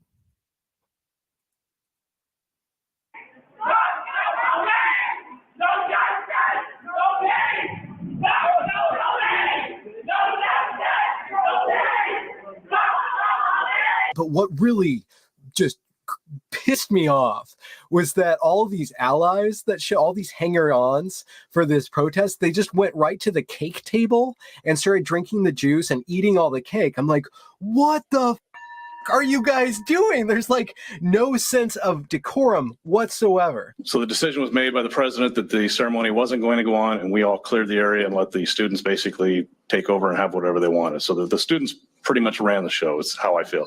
I just felt that needed to get brought out because I personally witnessed that on that day. After this happened, I had a couple debriefs with my immediate supervisor and then a couple other people in the department that I worked in. And then I was called in later to be to give my statement on the event. And every time I talked to somebody in the staff, I explicitly said that when we frame the academic year in terms of privilege, in terms of oppression, then this is what is going to be the result of that. Are you aware of any discipline taken against those students? I am not. Do you think you would know if discipline had been taken? I think that if some discipline had happened later on, I wouldn't know. I personally think that at the time it would have been appropriate for some immediate expulsions. I think most of us up here would agree with that. I'd like to get an answer to that question. I see the president as, oh, there you are. The students were disciplined. They were subjected to our student conduct code and they were disciplined. What do you believe was the disciplinary action taken? I believe there was a number of quarters on probation with restraints that if the student engaged in more conduct, they would be subject to a more severe discipline. Okay. Did you agree with the ultimate result? No. What would you have done if you had been able to have? Let me qualify that. The process is the process that follows. So what I have in terms of my opinion really. I understand. Wait. How do you reach out to me to hire me as a consultant? You can send me a DM on Twitter. If you really want to hire me as a consultant, send an email to activelyunwoke@gmail.com. If that's real. New slime dropped. Yes, Spot. I will be looking at that expeditiously. Thank you. Can't be invoked. But you are the president of the institution, so I'm wondering if you agreed with the result. Well, given the process was followed appropriately, yeah, I do. But if I were the sanctioning agent, which I'm not, I probably would have imposed a more severe sanction. Okay, thank you. You bet. This completes my recounting of the practice protests leading up to the Evergreen Spring, with one additional note. R.N. Lawrence had been charged with a student code of conduct violation for, first of all, grabbing the mic at the Les Perce Hall opening ceremony, and secondly, for their behavior at the Stacey Brown signing in ceremony, where they grabbed the mic from Vice President Wendy Indris and were the leaders of the uprising, or the miniature uprising. And due to them being charged for these student code of conduct violations, this leads the protesters into also demanding that the charges be dropped because they are apparently being targeted by the administration. But don't take my word for it, because here is the video. All of the activism that's happened this school year besides this week, every single event is our ones are being charged as instigators and for those events in like a completely erroneous and like conspiratorial way to target them because they're the most visible, because they're Black and trans and disabled and poor, and like drag them through 7 months of trials where the person who gave themselves executive, interpretive, and like punitive control over the Zoom code conduct revisions, Andrea Siebert, where she gave a 7-hour testimony again, explaining why she was threatened by R and Lawrence, and when she was supposed to give a 4-hour testimony.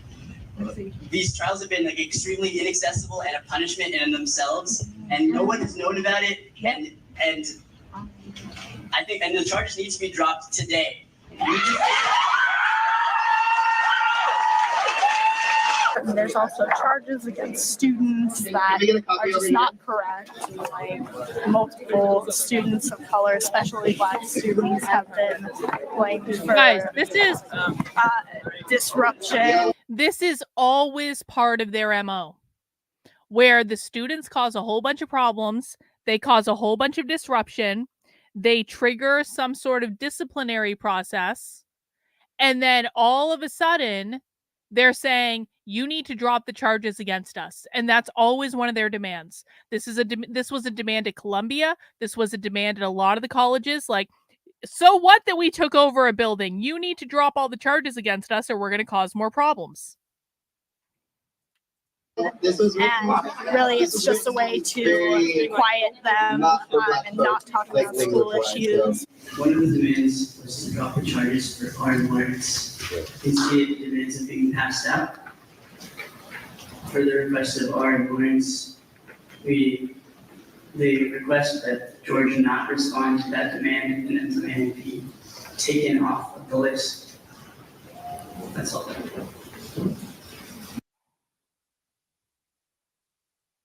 Why do you think Black men were lynched in front of pregnant Black women?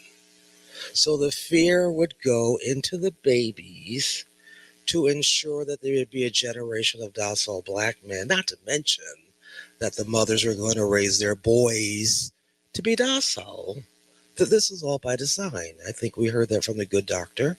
Our system is designed to give us the results that we are seeing. So I would hope that we could have space to collectively experience whatever trauma from no matter what our earth suit as a woman, whatever it is, so that we can get back into that space and feel for the individuals for whom we have the opportunity to give recommendations for this office before we invite them to come and talk with us, so that we would be centered in the emotions that go through the years of trauma and abuse, and not think that we'll be operating out of noblesse oblige, or we're going to do something to help the folk as though we're not helping ourselves.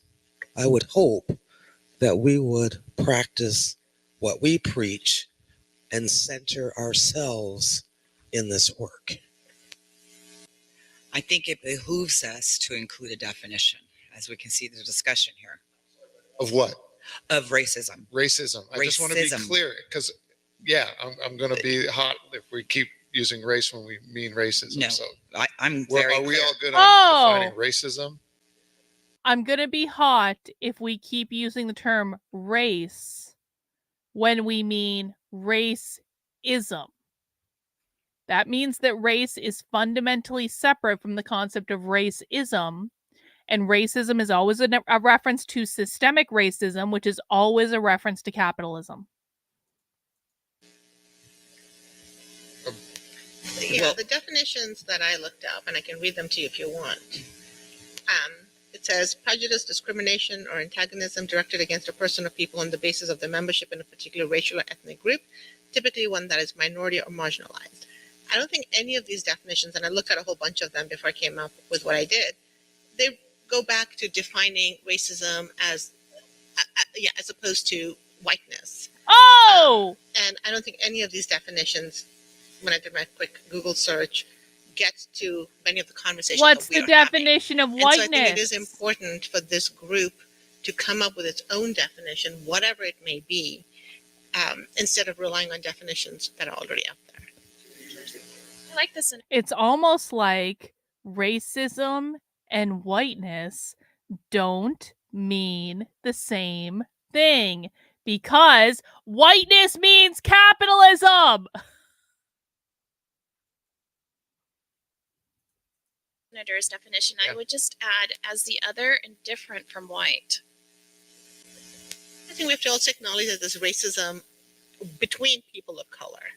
So I was just going to say, and I think we might be confusing that with color prejudice, which I totally agree, especially in countries like India, it's very, very pervasive. But I do agree that Dr. Johnson brought up the concept of whiteness, which was kind of missing. And we have to look at the historical context of why race was created. And I think Dr. Johnson, again, really did a really good job of sort of articulating that. So I think we need... Why do they believe race was created? Pop quiz for the chat. Do you know when race was created and why it was created, according to the left? Let's see how much you guys have been paying attention. We haven't talked about this one in a while. Why does the left think that race was created? Does anyone remember? What created race in America specifically?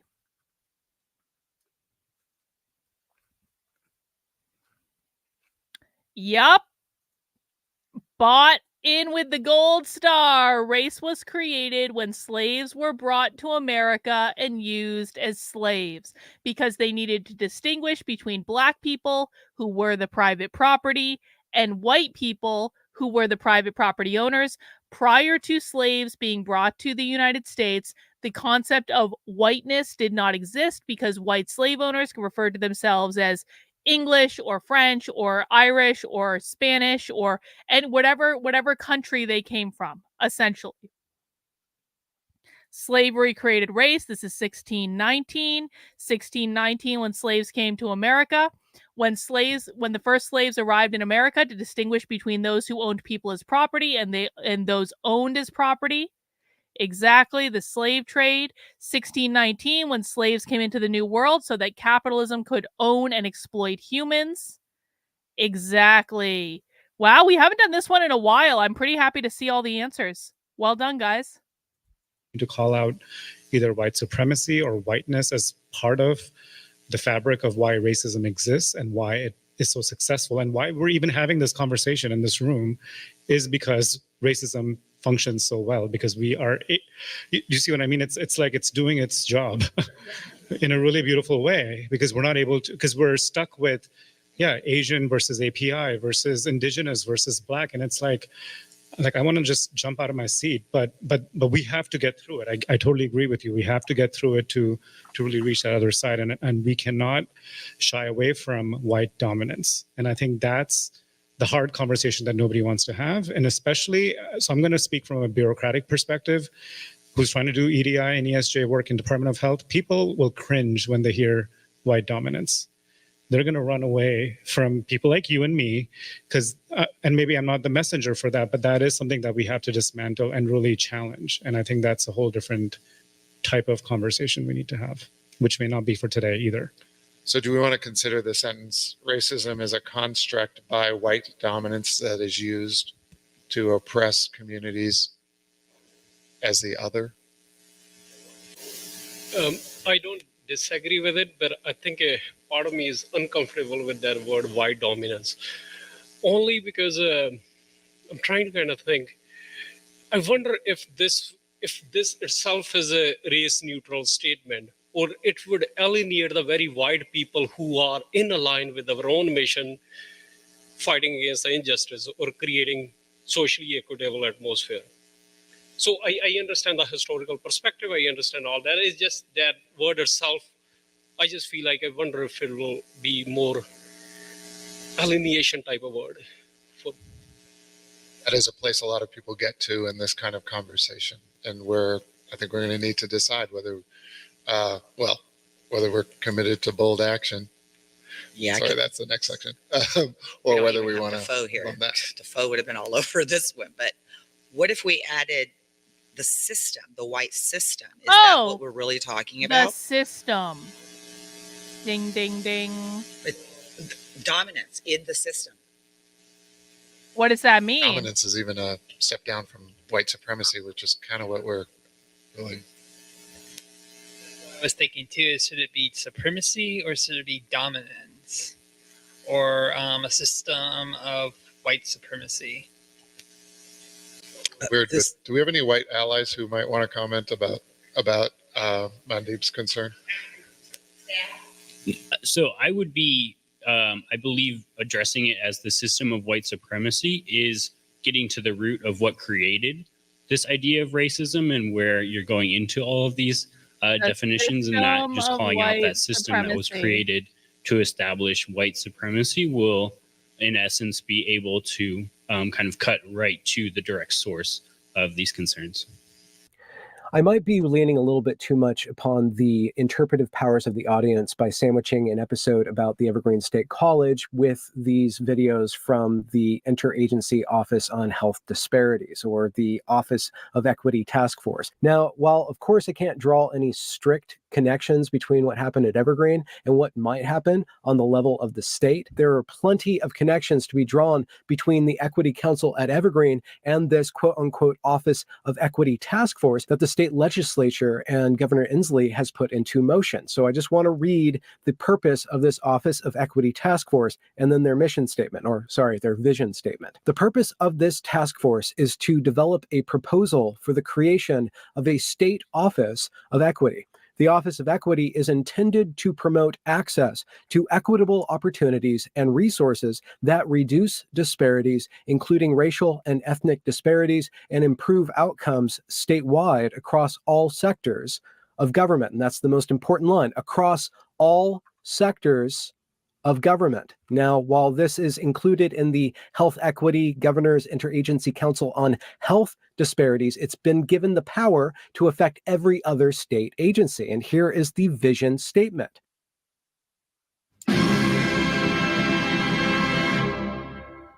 Guided by our North Star, that is equity, we honor the broad differences.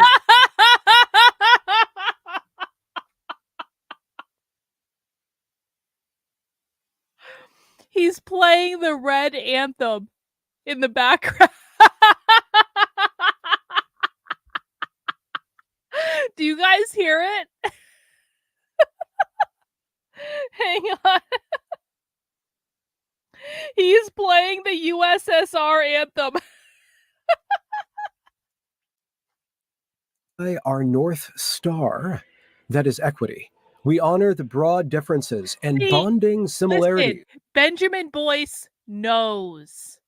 Benjamin Boyce knows that James Lindsay is full of shit with this Gnostic sex cult stuff. I feel very confident that he knows, and he's just trying to maintain his relationship with James, and his whole thing is being nice and having conversations and like all this stuff, and he doesn't like this aggressive stuff, and I understand that, but I'm telling you that Benjamin Boyce understands that James Lindsay is full of shit with this Gnosticism stuff. And he's always understood it, because if he didn't understand it, he wouldn't be playing the red anthem behind the equity statement. That make up this state. The power entrusted to us by the people inspires us to be channels for change. We shift power by sharing priorities, being transparent and reflective, and disrupting oppressive practices so everyone has the opportunity to thrive. We intentionally act to heal wounds and cultivate trust, instilling equity into every level of government and beyond. So not only are they working within all sectors of government, but their intention is to affect everything outside of government too. Assuring true democracy's light shines on all communities. Now, again, I might be a little cynical. I might be a little jaded. I might be projecting what happened at Evergreen onto this little office of equity that the governor and the legislature has put into power. But if you look at their language, if you look at how they center emotion and how they are given the ability to define the terms, irrespective of how everybody else talks about racism, they want to make racism linked directly to whiteness. What does this say about a government that is implementing a racial... They want to make racism linked directly to whiteness. You don't say, Benjamin. Again. What does this say about a government that is implementing... Hang on. How everybody else talks about racism, they want to make racism linked directly to whiteness. Duh. What does this say about a government that is implementing a racial categorization and then probably giving power to agencies to openly discriminate based on race? Where does that head? Where does that lead? Where did it go with the Evergreen State College? Fuck you and fuck the police! All right, let's keep going. Let's keep going. We're binge watching. We're good. We're being productive today, man. We're getting through a lot. Okay. Here. Yeah. They haven't even, guys, we haven't even gotten to the part of this yet where they took over the library. There's still more insanity to come. He's just spent a lot of time like what I like about what Benjamin did. He spent a ton of time deconstructing everything meticulously to show you everything that led up to this moment and just like all the different side conversations and all the different context. We haven't even gotten to the good stuff yet. I responded to red. We would respond to anybody. It doesn't matter.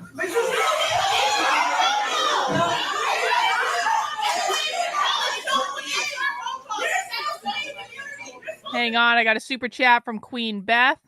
I'm so happy. I'm 1 pound from my next goal. Wanted to share with my wonderful community. Congratulations, Beth. That's wonderful news. Thank you for the super chat. There's a lot of parts to this documentary. I think we're about halfway through it. You don't like make community for us. You said that when you got hired. So why the fuck are you in that police? Honestly, this should not be surprising to any of us. This is the same person who said they needed to show up to peaceful protest with guns because it's peaceful until it's not. Fuck you and fuck the police!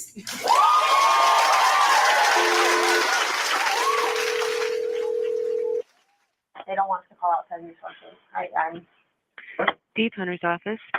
Hey, Steve, it's Stacy Brown. Is Steve around? I think he's probably he just walked in the door. Hang on. Thanks. Good morning, Stacy. Good morning. How are you? So Benjamin Boyce, I think he did work on the AV team while he was there. So he did actually personally record a lot of this stuff, but the protesters also live streamed everything. So he had access to all the live stream video. He had access to all the student video. This is why he got all those student interviews and stuff like that.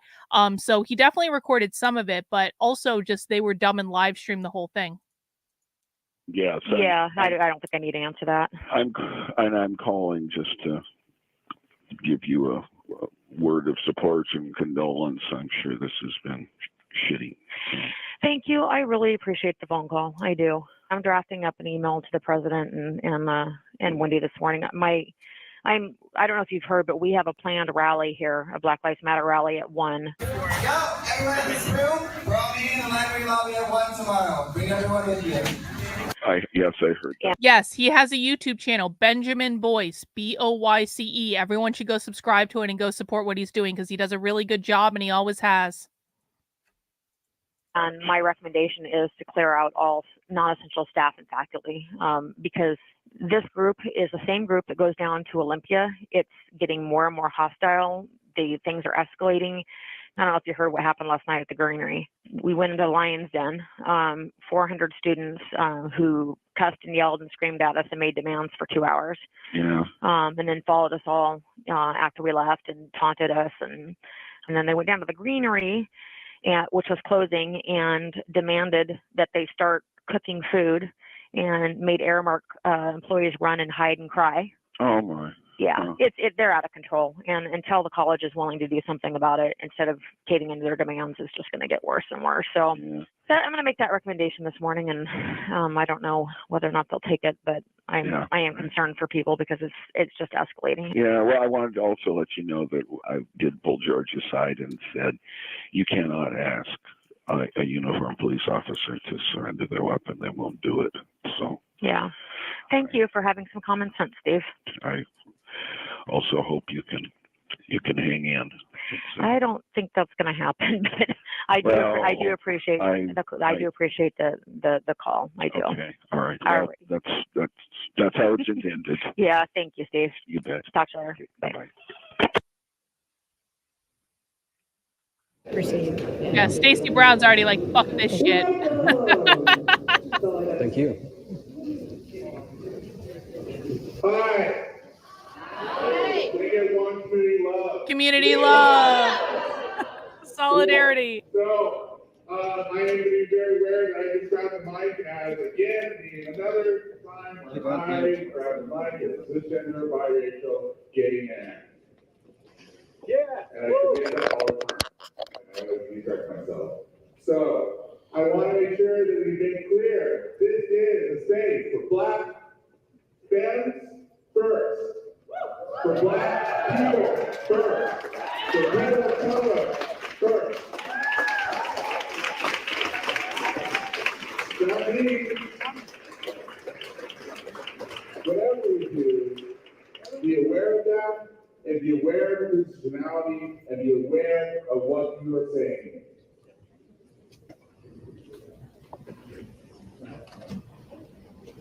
What's the money?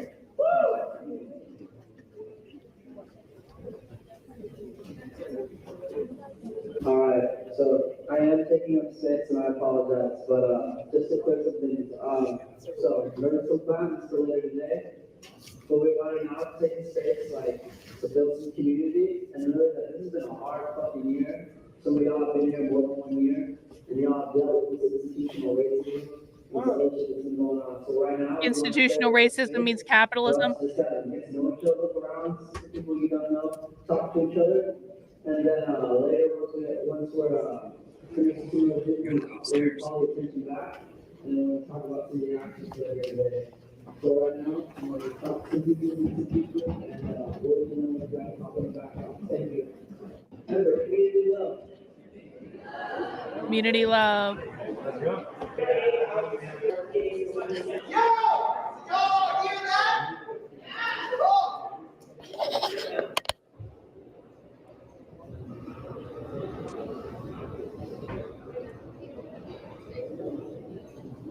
Yo, we're gonna practice a few chants. Does that sound like a good idea?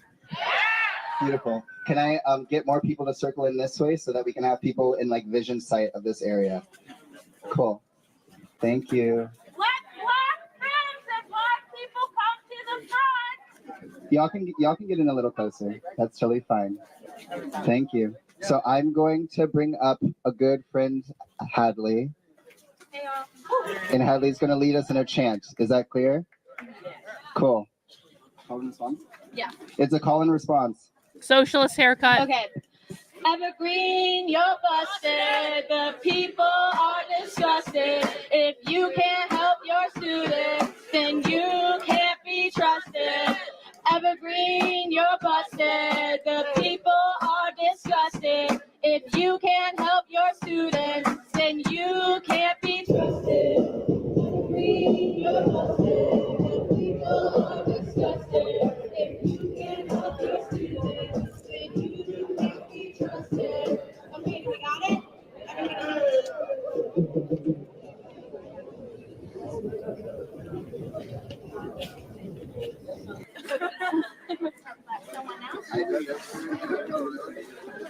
Does anyone want one of these flyers to pass around at your local place of education? Yeah. All right. Feel free to copy and redistribute. Hi, I'm Lisa with the Olympia, and I'm doing a live. What's your poster about? It's about our chief of police here on campus. Oh, look Stacey at that. Brown. Stacey Brown is in the KKK because she's a police officer, and the socialists believe that the police in the United States descended from the KKK. Isn't that nice? Isn't that nice? Let me take a picture of that. Uh-huh.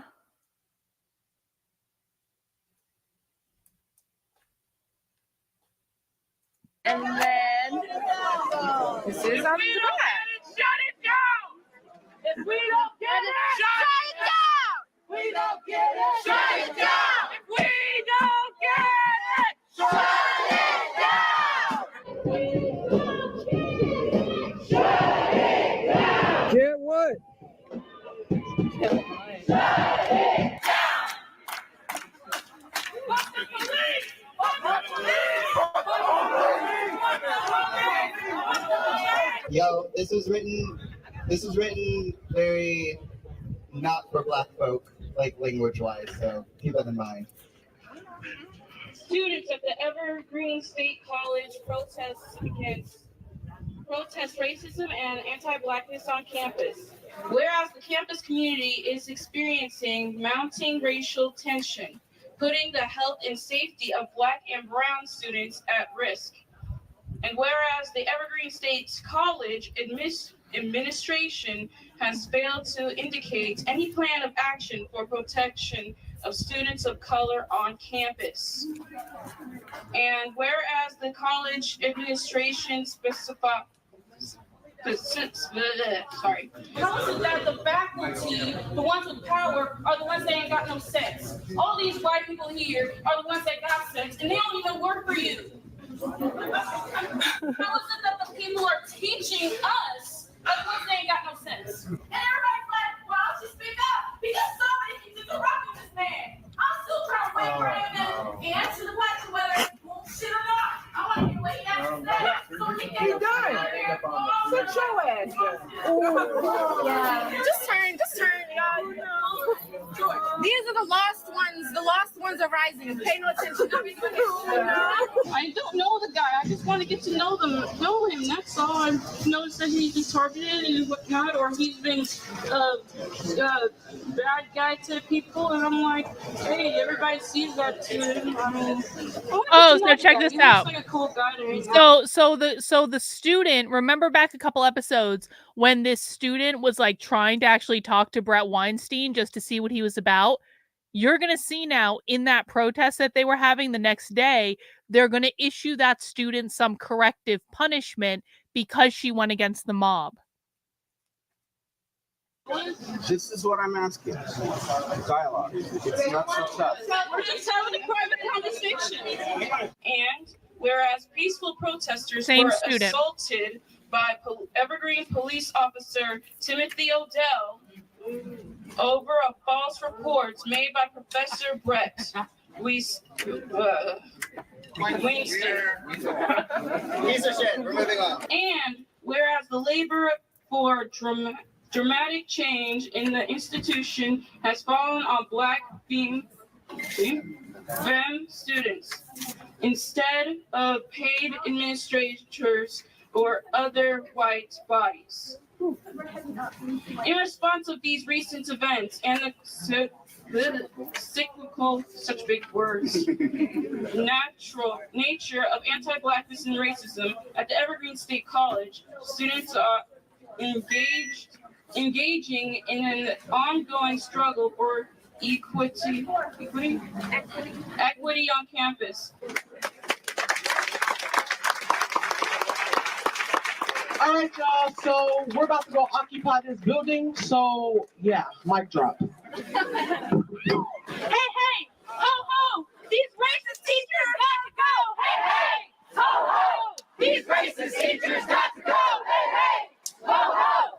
These racist teachers got to go! Hey, ho, ho! Guys, it's my understanding that student had had like a disability. She probably has dyslexia or something like that. So, like, can we try not to shit on people with dyslexia? Sometimes people struggle with reading things out loud, especially when you're in front of a crowd, especially when you're younger and you don't have a lot of experience public speaking.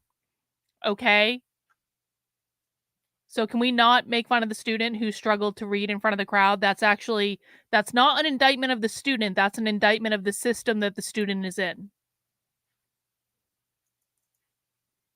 These racist teachers got to go! Hi, it's Lisa with the Olympian. They're starting to go into the library. I'm going to cut off the live stream at this point, try to get some signal inside. This is when they take over the Thanks library. for tuning in. I'll try to update this with a story later.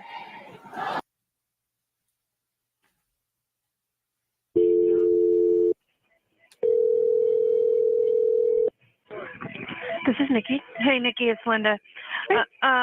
Are they in masks or what? Do we know? I don't see anybody in masks, no. Don't see anybody in masks? No, there's a massive group of people, though.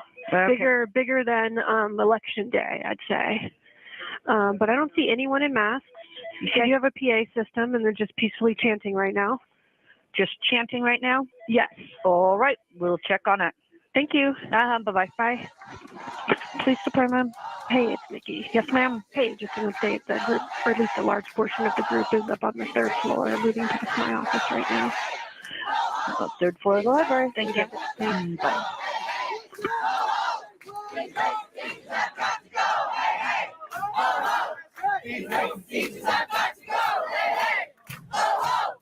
These racist teachers have got to go! Hey, hey! Ho, ho! These racist teachers have got to go! Hey, hey! Ho, ho! These racist teachers have got to go! Hey, hey! Ho, ho! These racist teachers have got to go! Hey, hey! Ho, ho! These racist teachers have got to go! Hey, hey! Ho, ho! These racist teachers have got to go! Hey, hey! Ho, ho! There's a lot of parts to this, but part of why we're here right now standing around you is because the people that, like, people don't feel safe doing this right now. People don't feel safe having this conversation. I'm white passing, so I can stand here in front of you and I can have this conversation with you peacefully, and hopefully you don't feel threatened. I'm not trying to be that. I felt a little threatened when I was going on. Yeah, people are just, the reason why people are doing this, the reason why people are presenting this radical amount of change. All right, let's do a pop quiz for the chat. Pop quiz. Why are the teachers called racist? Why did my camera just go out? Where the fuck did my camera go? I'm back. I don't know what just happened. All right, pop quiz. Why are the teachers called racist? Let's see how many people have been paying attention. Why are the teachers called racist?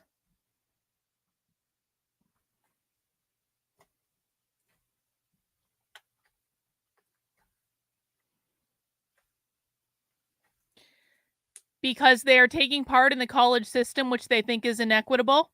Because the teachers are upholding systemic racism, i.e. capitalism. Because they represent whiteness, which upholds capitalism. Because they're upholding a racist system. The teachers benefit from capitalism. The teachers are capitalist. They are upholding capitalism because the education system is inherently capitalist. Yup.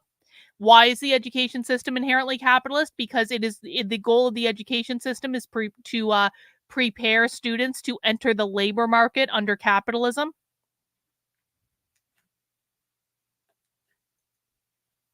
They are part of the social reproduction of capitalism within the higher ed institutions. Exactly. They're also enforcing merit. Exactly. They participate in inequity, Beth. Inequity, not inequality. Inequity. The college is an institution of colonization. The college is located on stolen land. And this is why we do land blessings all the time. They're upholding the layers of inequality. Again, that's inequity, not inequality, and privilege in society. They're working to uphold capitalism because the students think that college is a capitalist institution. They accuse the university of functioning like a capitalist organization of which teachers are a part. Very, very good. The teachers reproduce capitalism by being complicit in the system. Exactly. The goal of college is to create future workers to benefit capitalism on stolen land. Exactly. Well done.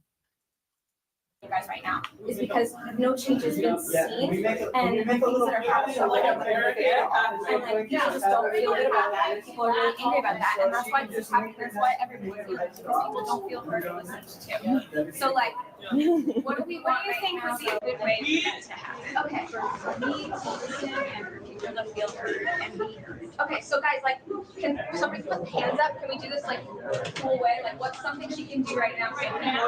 Go talk to George. We made a nice hallway for you. What we did for you. Speakerphone. We're doing all the work. Wait. What we have to do? Okay. What's one? And meet those demands, like right now. Okay.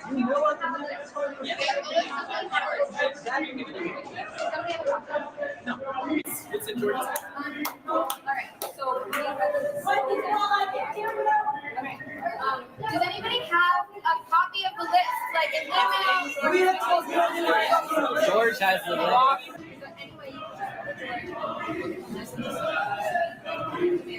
Yeah, I'm not close to doing that. I was confused. I felt like I was confused about what was being asked of me. And what I would like to do is have George ask me to. I want to know that George wants to talk to me also. I think this right now the students want you on their side. Like, are you on our side? I am on the side of the health and well-being of everyone's. Oh, so you want equity? I do want it. You want people to bullshit. Yes. You want, okay, so Liar. what needs to happen now is we need you to go and talk to George. Can you do that? Yeah, I'm willing to do that. My concern is that I'm going to be trapped in that room. Can you promise me that I'm not going to be trapped in that room? I'm not going to be trapped in that room. Promise you. Why are you scared? Trapped in that room, but nobody here wants to. Look at this. Look at this. Look at this. They're trying to take her into a meeting with the college president to talk about their list of demands. And she's a vice president at the college. And she's like, I'm really concerned that you're going to lock me in this room and not let me out. And the students are like, yeah, we can't promise that you're not going to be trapped in that room. And she's just standing there and taking it. You just want conversation to happen. So if conversation happens and you guys walk out of there and you guys read the demands and you understand them, that's going to help a lot at this point. So I can walk if you want. That's fine. I don't need to be escorted. Am I okay? No, you definitely do need to be escorted. All right, Wendy's coming down to the office now. Here we go.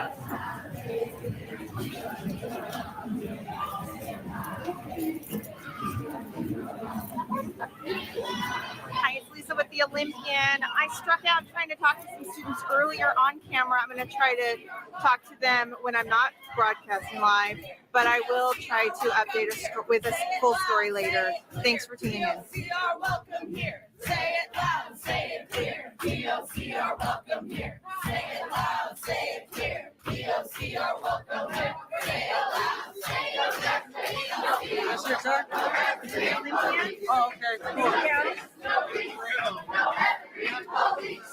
No justice, no peace. No Evergreen. We're outside the president's office. No Evergreen police. No justice, no peace. No Evergreen police. No justice, no Evergreen police. Community love. I need 3 to 4 white people to go down to the VP meeting thing right now and go get anybody you know is on the elite faculty team and drag them ass over here into that office of George so they can make decisions right now. Is that clear? I think there was some confusion with the Wendy thing. Hang on. Radioactive Plantagenet, I appreciate you being on the channel. You're relatively new here. So my recommendation is that you especially come to Socialism Saturday tomorrow. If you can't come to Socialism Saturday, watch some Socialism Saturday replays. Head over to my Substack, watch the How to Speak Socialist on demand presentation, because there's some bringing up to speed that needs to happen. Okay, so like, you're welcome to be here and learn. If you have questions about what's going on, we will help you understand what's going on, but just understand there's some catching up that needs to happen based on what I've seen your chats are so far. That's not a knock. Everyone starts at some point, so we're really glad you're here. So I'm not sure which way they're heading. Maybe it depends on the branch of Marxism. No, it does not depend on the branch of Marxism at all. I thought they were trying to get rid of institutions altogether. They are, that held people unequal. The institution that holds people as unequal is capitalism. The left is always and forever trying to get rid of capitalism. Capitalism is specifically defined as private property ownership. Private property means your home, your land, your business, your intellectual property, any apartment rentals that you rent out as a landlord or an Airbnb host. It also means your parental rights, and it means your individual liberties. Oh, you're Elin? Okay. All good. But again, the chats I'm seeing, and I appreciate you being here, and I know you've been here for a minute now that I know who you are. Like, you got to remember, the system is always capitalism. It is always capitalism. Don't try to overcomplicate it. Okay? Like, when we start to overcomplicate things, we get to James Lindsay and the Gnostic sex cult. It can be really easy to like overcomplicate these issues in your head. If you understand that the issue is always capitalism, no matter what they're talking about, no matter what they're doing, it doesn't depend on which brand of Marxist they are. It doesn't depend on any of these things. The issue is always capitalism. Thank you for the super chat. Off topic, Sophie Lewis has a new book coming out next year, Enemies Feminism. She rips Robin DiAngelo a new one in a recent lecture about it. Can you send me that lecture, please? I would really appreciate it. And you may already have sent it to me. Someone sent me a new Sophie Lewis lecture that I just haven't looked at yet. But I appreciate the super chat. Thank you. Yeah, their psychological motivations are they want to get rid of capitalism. I would go over to my Substack, carlin.substack.com, and look at the Woke Mind series, because I've got a whole bunch of articles in the Woke Mind series about the psychological motivations. School. Now, you said she find herself in that office. Yeah. Cool. Who wants to take? Who wants? Huh? Who wants to take?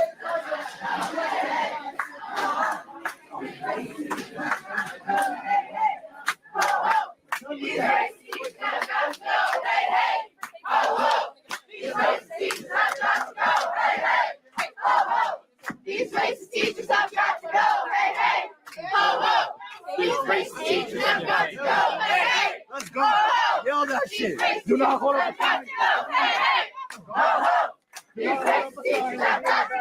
Hey, hey. Ho, ho. Community love.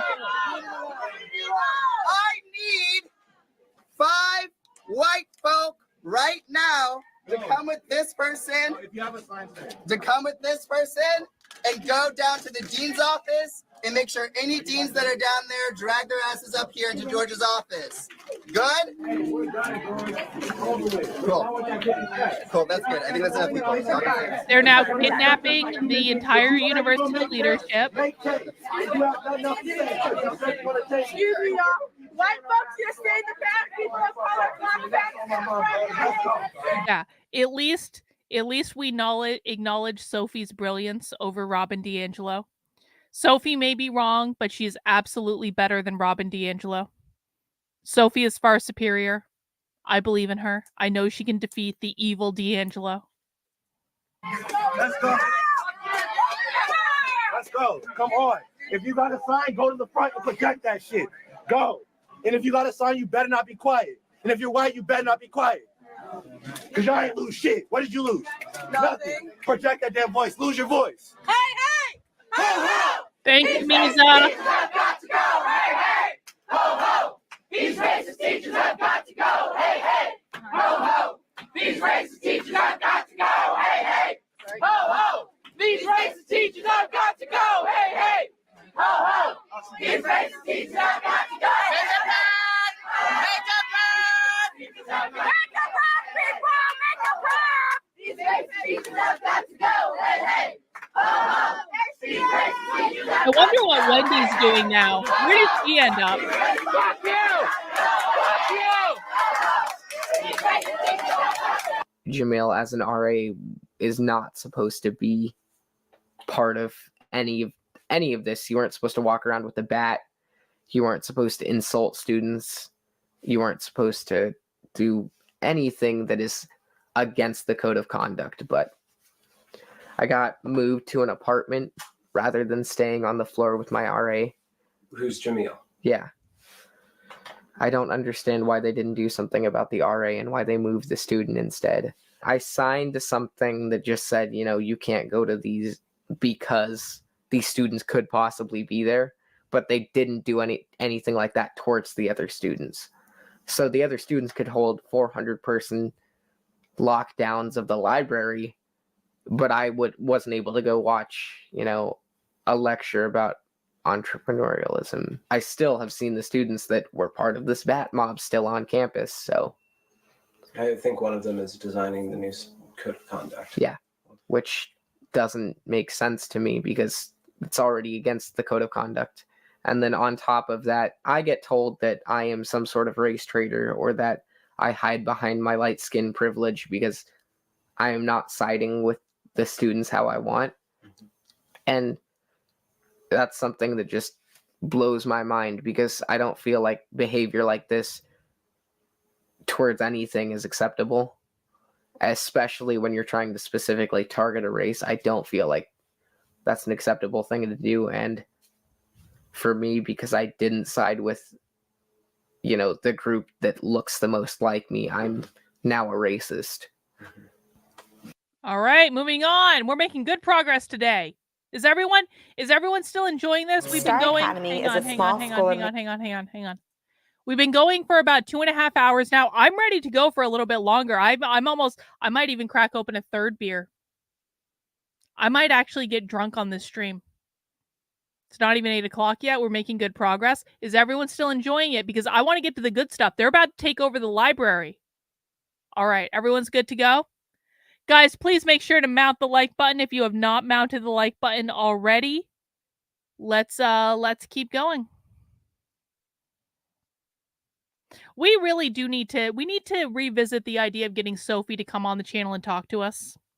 I really feel maybe now that we have a good track record, and we can be like, Sophie, we're on the same team in regards to Palestine, okay? We agree with you. It is a genocide. And we can overlook the fact that I'm more siding with Nick Fuentes than I am with Sophie, but that's okay. That's okay. Sophie doesn't need to know that I'm on team Nick Fuentes. No one tells Sophie that no one breached that information to Sophie. That's just between us. Would I date Sophie if I were bi? I mean, who's to say what I would do if I was bi, Autumn? Why are you curious? Because we all know you're a girl, and we all know you have a crush on me. No, Autumn, do you know what I'm going to be doing next Friday? Next Friday, we're not even having a stream, Autumn. Do you want to know why we're not having a stream next Friday or Saturday? Because I'm going to Detroit, and I'm going to Nick Fuentes in person, Autumn. I'm going to AFPAC. I am a VI. Autumn, check this out. Check this shit out. Hang on. We got to really freak Autumn out now. Hang on. Before we move on. This is more important. Hang on. Autumn, check this out. Hang on.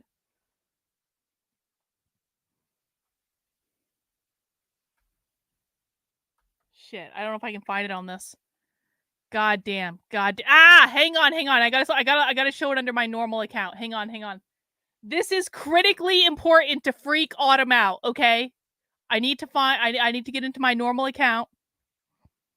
Yes, Autumn, I'm not only am I going to be in the same room as Nick Fuentes, I'm going to be a VIP at his event, and I'm going to prove it to you.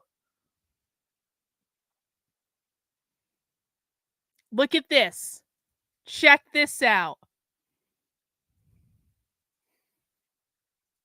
There was an announcement and everything.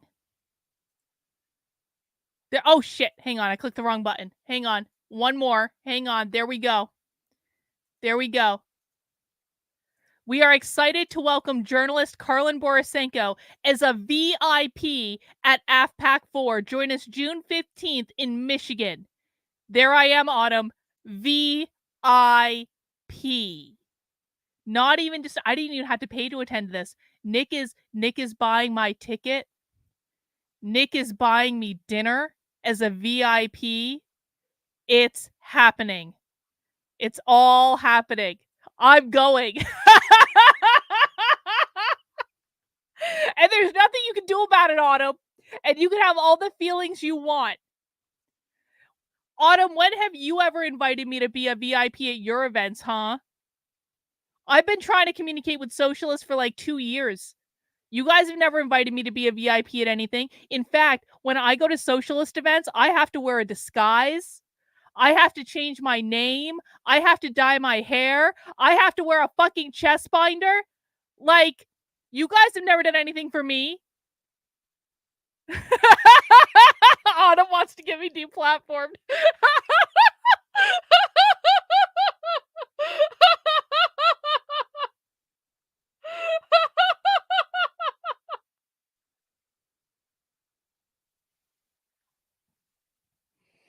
It's going to be great.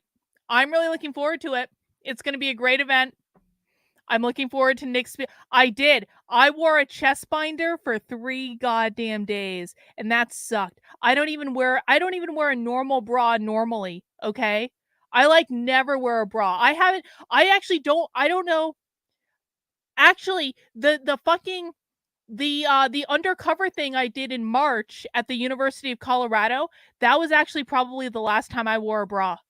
So I don't even wear like a normal fucking bra. Like, let alone a chest binder for 3 fucking days. I made sacrifices to go to that conference.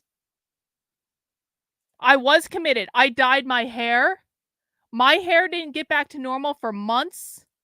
Yes, I still have the binder. I'm never wearing that shit again. That was awful. Autumn, I don't care if you unsubscribe. Autumn, if you unsubscribe, we don't have to deal with your shit in the chat anymore, all right?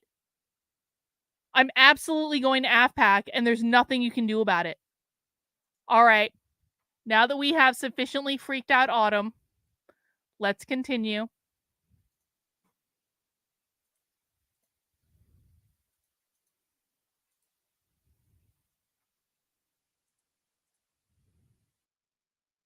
Over 200 students. STAR Academy stands for Student Taking Active Roles, and we really believe that children should have a leading role in their education, deciding what they learn, how they learn, and we also believe that they're going to be our change makers in the future. Our number one goal was to close the achievement gap. And for 10 years, we did this by focusing just on academics. And we realized that is not enough, and that we really need to rethink our curriculum and rethink the culture of our school to be culturally responsive and to be actively anti-racist. We're learning a lot about different issues in this world, and we're mostly thinking about racial and culture in my class and how we could change the future.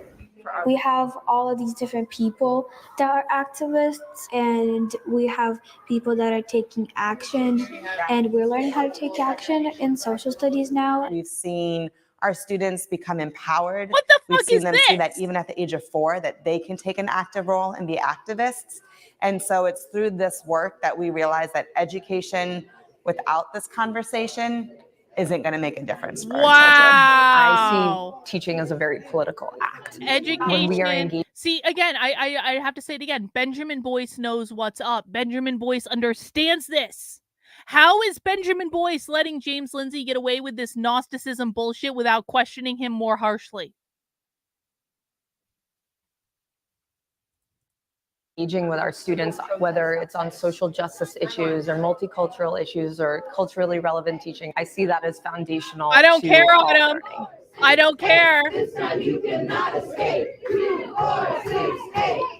Autumn, my love with Nick Fuentes is true, and there's nothing you can do about it. You can threaten me all you want. There ain't. I would choose. Autumn, if you make me choose between you and Nick Fuentes, I will choose Nick Fuentes every single day of the week. First of all, you're a girl. Even though you lie about it and you say you're not, you are absolutely a girl. Nick Fuentes is not a girl. Nick Fuentes is funny. Nick Fuentes has grown into his looks. He's actually kind of cute, if I'm honest about it. I like the Groypers. The Groypers like me now. The Groypers are being nice to me. You only ever come on my channel and disrupt my chat and give me shit. Why on earth would I choose a socialist over Nick Fuentes, who has been nothing but nice to me?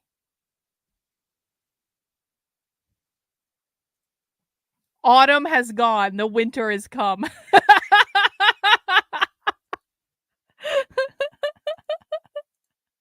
You cannot escape.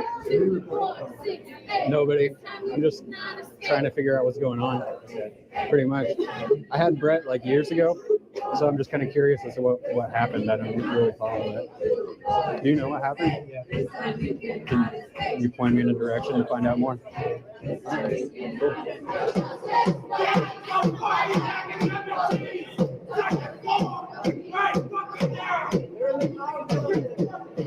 Oh, they're coming though. Somebody wants to go. Can someone repeat that?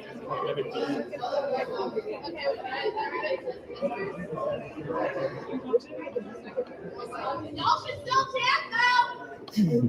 No justice, no peace for the Evergreen police. No justice, no peace for the Evergreen police. So we have heard reports that police are on their way. So we are creating. They're decolonizing the library. If you are a white body or white passing or male bodied, please come to the front of the library. Yeah, and at some point we need to stop letting people in and out of here. Yeah. Ideally we'd have 20 people at every door, but there's no way. This is intense with the furniture. Okay. Oh my god. Okay. I'm gonna get the back. I'm gonna check out the back. This is all security right now. Students are taking furniture and putting it in front of the doors. See, they've got their own student to block security police mob. from coming inside. Juliet's yelling right now.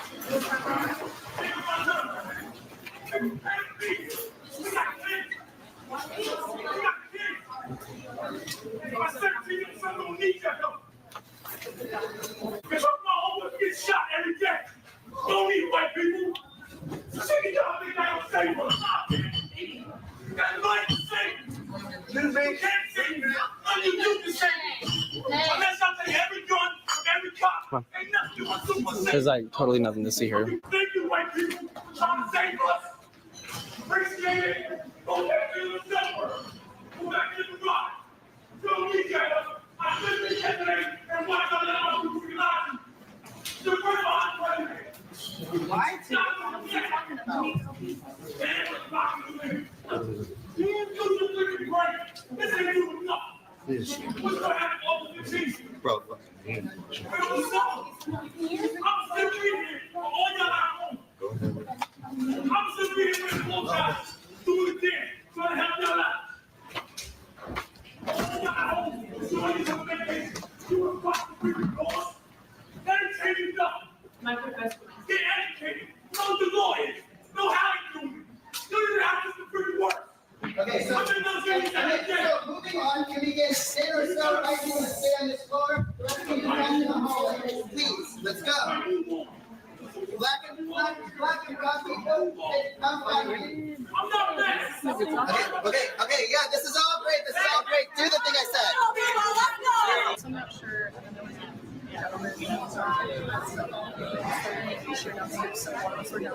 Yeah, I saw some of that.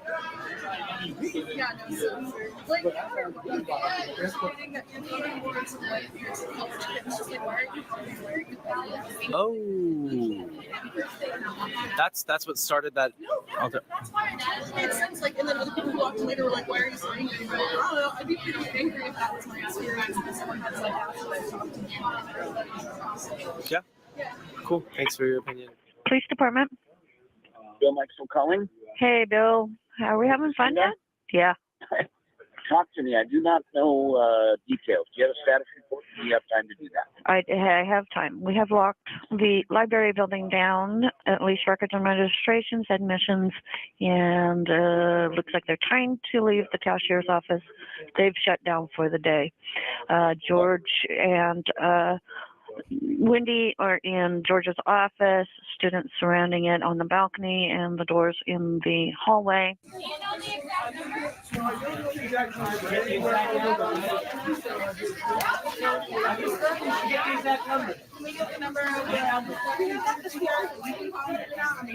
So right now they're saying that there are too many students that are in between the exits right now, so that's what George is calling on the balcony right now. It's a structural weight limit That's in place. But no weight limit has been given, so that is why you see the president of this college peeking out. Police department. Hey, it's Mindy again. Yes, ma'am. Okay, so we're wondering if there's any word from EOC about what we should do as far as is campus going to close. They have not made that decision yet, George. Once the president has, now there's parking lot issues and people are being stopped out there, according to one of my students. And they're asking people if they're staff. If you say no, they let you go. They're placing themselves around by the bus loop. They have a group of people with their phones and they just wait for the next order to come up and then they move on whatever it is. Students can leave. I don't think George Bridges can leave, but I'm pretty sure. They're kidnapping the president of the college. No, you're speaking to me. I didn't say that. I think that you can leave. I would like a guarantee before I go up there. I have family responsibility. I understand, and I don't think anyone here wants to get in the way of that. I can ask someone. There's no one in charge, so I don't know who that is. As I really don't think there will be a problem, but if you don't feel safe doing that, then you should. If I'm y'all can leave and no harm will be done to you. I can guarantee that. But by leaving, it's sort of showing the school that you don't care about the Black and brown lives here, and that's harmful to the environment here. And I don't think that's okay. If you want to leave, go ahead, but you should not, under any circumstances, leave this environment. It is y'all's job to stand up for the students, and it's y'all's jobs to be here and represent the students. And by representing the students, I mean all of you, including the Black and brown students. And I think it is irresponsible for you guys to leave. But if you do choose to leave, no harm will be done to you.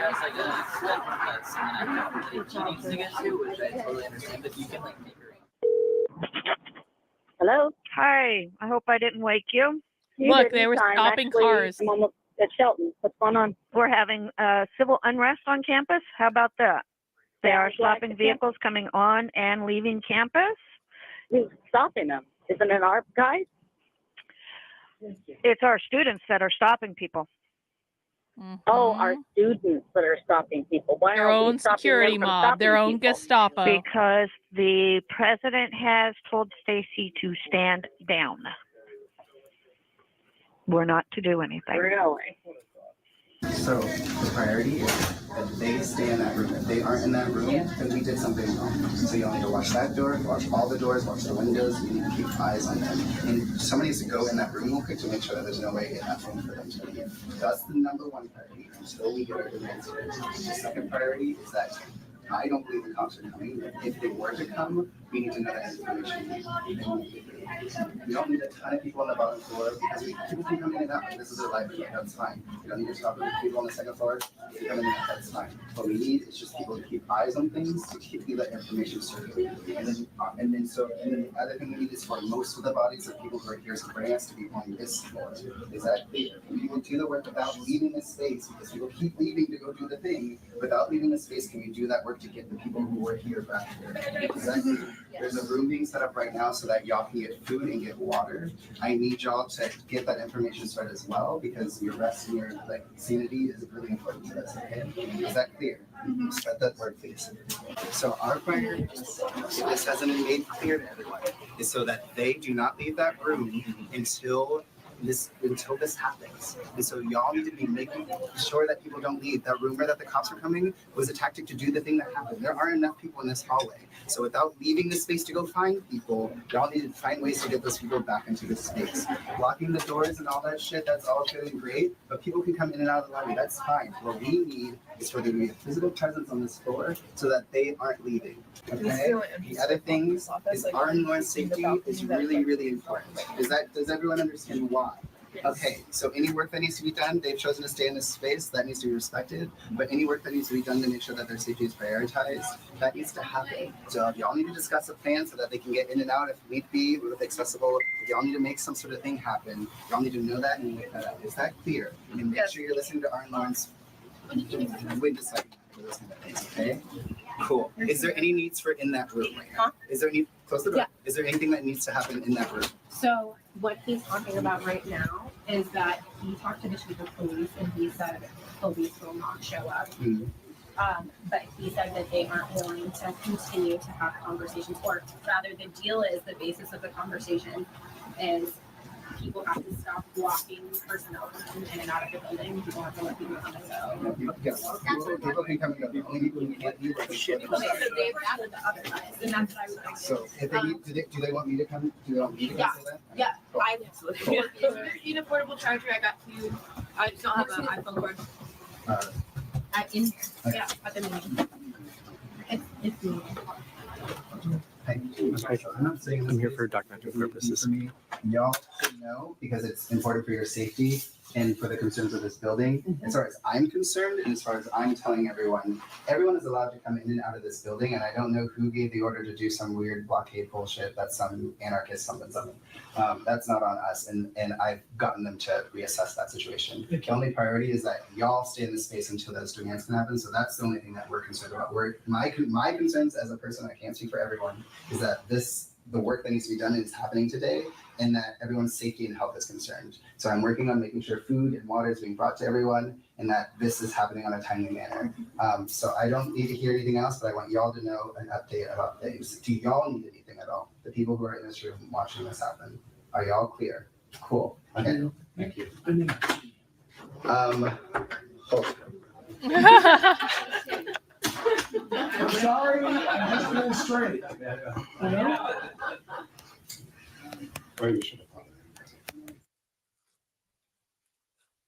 Not even letting the man pee. President of the university, can't let him pee.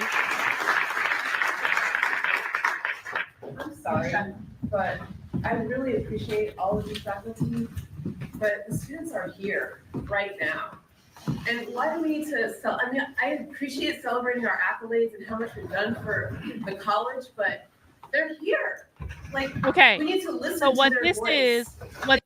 is the students have taken over the library. They've decolonized the library. They have kidnapped the entire leadership team of the university and forced them into a room to discuss meeting their demands. They're not allowed to leave the room, even to go to the bathroom.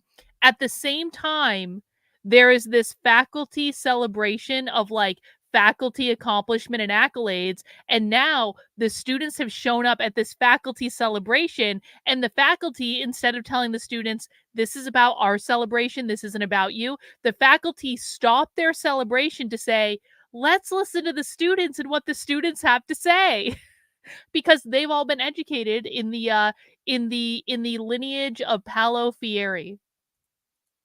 They are out there, their bodies are on the line, right? Where's your body? Sitting in a chair eating cake? Come on. So I think we need to just give them the floor. And I understand this faculty emergence thing is super important. I agree, but that could happen at another time, and this really can't.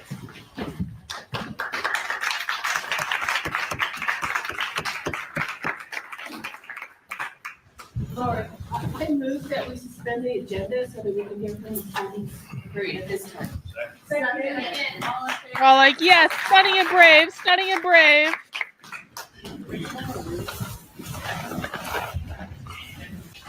Thank you for suspending this meeting. I think that's super important. So thank you for doing that and making time. Like, y'all are educators, many of which I know, Peter, Amjad, Karen, Alice, Sarah, like I've had many of you, and all of you all have impacted me in my education.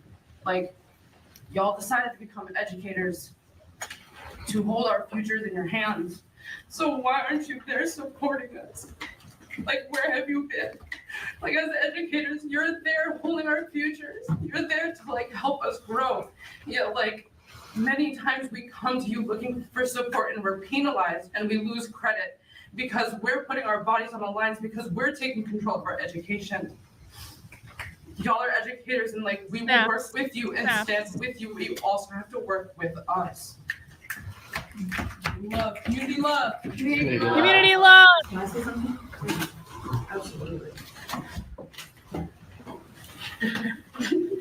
So one of the things I've noticed about this place is that when we have conflict, Naima, the place that we go as faculty is look, Naima has a dog. Like victim stance, like as if our administration is somehow to blame for everything we're doing. And believe me, these students know where to go where the power is, which is why they're here. Mm-hmm. We are accountable. We've been sitting on our asses for 40 years, and this is the result. If we were doing what they asked of us, this wouldn't be happening. These people have better shit to do. Yeah.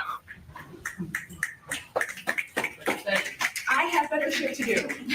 This is my fucking day off. I don't come to faculty meeting anymore because of all your racism.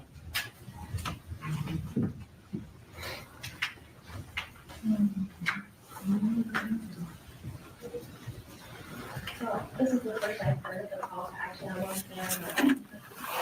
I was just saying that I hadn't heard the press release. I just know that we're supposed to be there at 1 o'clock. I would have been happy to be there. I would like to go now, but I also don't want to offend anyone by walking out. So would it be okay if some of us walk through I think that it would be great if some folks did, but I also feel like faculty also kind of need to sit with this uncomfortability and like be confronted with certain things. I mean, yes, some of them should show solidarity. But yes, that's very true. And I don't know if you identify as white or not. So I'm just gonna, you identify as white. Okay, so the fact that you want to leave and that The rest of y'all are just staring like, the fact that you're even afraid of offending somebody by leaving to go and support the students in which you all are here to serve is laughable to me. It's embarrassing. It's sad. It's disgusting. That's what your job is to do, is to educate us. Didn't you educate us on how to do like this? It was you that taught us that in class. All right, though? You taught us to go and change the world. Ain't that what y'all sell on the Evergreen State College page? So when shit is wrong, we're supposed to try to change it. So why are y'all in here eating cake and chewing? I don't have the authority. You can just speak. That's how we do it. Would you find it more helpful if we stayed and talked with you, or more helpful if we go over to the library? I would find it a lot helpful on behalf of the student body if all of y'all got up together and walked over to support the students that support you, and have done that. Even when you continuously hurt us, when you continuously take our credit away, even though we pay for them, when you don't show up for us, y'all need to rise up. Let's go. Clap, clap, clap.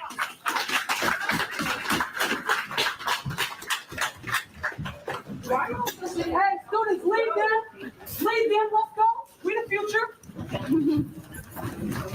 What I'd like to do is look at universities from the perspective of moral psychology. And I'm going to show you two different ways of looking at a university. Oh, Jonathan I'm going to Haidt. open with two quotations from dead white men. I feel like I'm so disappointed in him because I feel like Jonathan Haidt is just totally like played into the system now. Like he's working with Oprah on some stuff. And while I don't think Oprah is the epicenter of like the Gnostic conspiracy theory thing, like I do think it's almost like Jonathan Haidt, like, okay, let me just say it. I have a complete aversion to anyone who is talking about classical liberalism or like saving liberalism. Honest to God, I'm almost coming around to the conclusion that all of these like intellectual dark web people that are still around, that are still doing stuff, that are clinging to this idea that they are the saviors of like liberal values, they're all full of shit. None of them actually believe in it. And they're all just like, they're kind of like the worst cog in the machine, in that I don't even know exactly where I'm going with this. It's not like a fully formed thought, but like I might be more annoyed with like the traditional like classical liberals than I even am with the conservatives. I mean, listen, his Coddling of the American Mind is a good book. It really is. What is the other one he wrote that I liked? The one about the different value sets that people have. But it's kind of like The Righteous Mind. That's what it is. But it's kind of like now I just view Jonathan Haidt. I'm like, boring. Boring.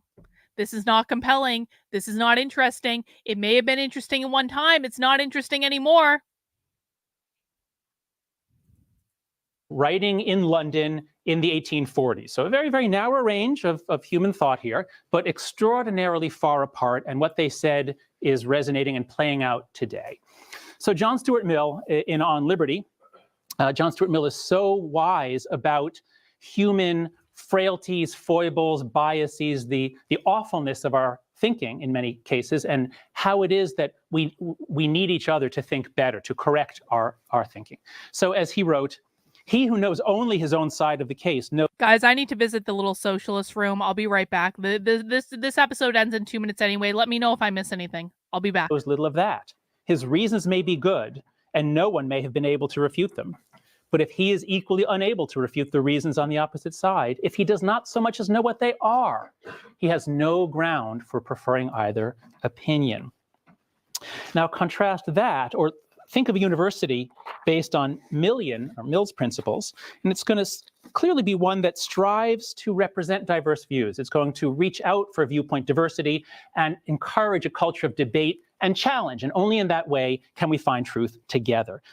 On the other hand, Karl Marx, writing right around the same time, this is a quote that I've heard a lot, and when I Googled it, what I found, the exact words, they're pretty similar. He wrote, the philosophers have only interpreted the world in various ways. The point is to change it. Now, you can hear his frustration with the professors, the academics, who will talk endlessly about this or that distinction. And he's saying, no, we need a revolution. We need to change. And so if we imagine a university based on a more Marxist approach to intellectual life, it's going to look extremely different. Now, what kind of university do you want? Do you want one focused on finding truth through debate, or one focused ultimately on changing the world? And not just assuming. Was he just talking about revolution? Did I just hear that right? That you get to decide.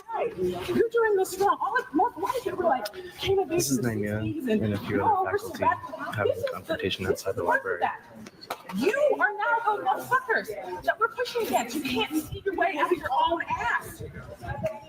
So don't be too blunt to me. You need. This is about their needs. And that activity council handed you a way to do this easily. You accept for real, this I did. council, the Equity and Inclusion Council, proposing some recommendations, and that's sort of what got Brett Weinstein involved a little bit. Do you expect to see some policy changes, regardless of what happened in the last couple of weeks, but long term? We are looking at a variety of changes that we want to make, and we feel as though we need to make in the college. We need to be responsive to the changes in our society. As the society changes, so must colleges and universities. And we are looking at changes in how we respond to students, how we support them, and how we guarantee their success. Oh, moving on. Next episode. Yeah, it is. It is, Amira. It is so culty. Consider the genocidal oppression of Black folks, the genocidal oppression of Native Naima. folks. We're not thinking about what actually is at the center. People like Naima Lo, this is like all the proof that you need that one person can have a massive impact. Because like Naima Lo is like an unsuccessful filmmaker that got herself a faculty job at some random college, and she indoctrinated an entire class, and that class then took over the entire school.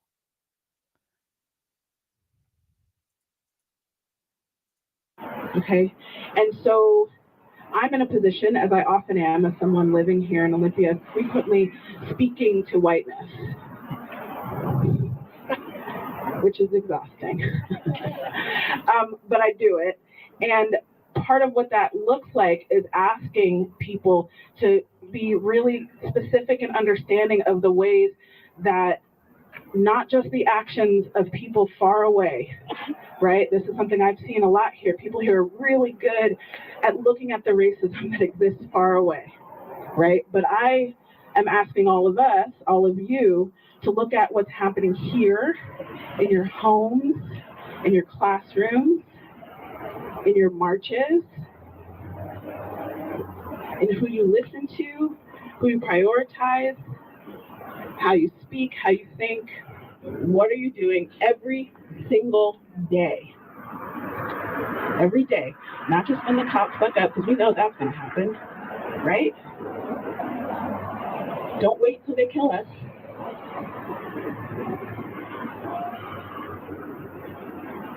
Or beat us up. What are you doing every day? How are you raising your kids? What kind of conversations are you having?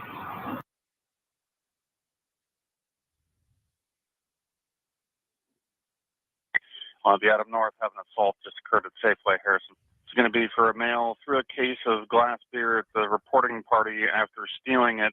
There's going to be two male subjects at the fuel station now.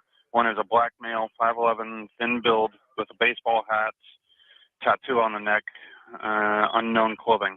The other is similar description. Both had skateboards, unknown clothing description. Hey, Robert. Correction, boy 23. Boy 23, go ahead. Got with two on skateboards down Cooper Point. It's going to be before 14th. Yeah, 114. Radio 23. 23, go ahead. I got shots fired. I believe one of them hit. Both of them are running northbound on Cooper Point. Copy. Shots fired. Possibly one hit. Both running northbound Cooper Point. 23, do they have a weapon? No, he was assaulting me with a skateboard. I tried to grab his friend. They're very aggressive, just so you know. 23, I got movement in the woods right here. Ram 23, I got one at gunpoint. 23 has one at gunpoint. Ram 23, I got both of them. I need assistance. 23 has both, needs assistance. 23, shots fired, one down. 23 has shots fired again, one down.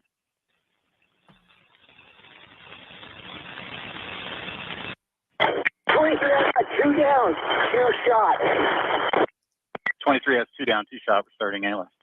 Breaking news, an officer-involved shooting in Olympia. The scene is on Cooper Point Road Northwest and 14th Avenue Northwest. That's where we find Adam Mertz live in Olympia. And Adam, we heard from the police chief about an hour ago. A lot of questions that still need to be answered in this case. This originally went out as a shoplifting call, and it ended with an officer pulling his gun and firing multiple shots on this street here, striking two men. Olympia police say the men matched the description of a couple guys who tried to steal beer at a nearby grocery store. He stole a beer earlier and he tried to do it again. He threw the beer at me and hit my hand. He threw a case of beer at me, glass beer. Investigators aren't saying what led up to this confrontation, whether these men had weapons or why the officer felt threatened, but it did end with those two men being rushed to the hospital with gunshot wounds. We're told one of them in critical condition. It appears both were shot in the chest. 8 o'clock this morning, these two sheriffs came to the house and said that my sons were shot. Immediately, Crystal Chaplin came out to the scene. They went out skateboarding. She says her sons have been in trouble before, but she doesn't think they should have been shot this morning. I'm angry. I'm upset. I'm pissed at the Olympia police right now.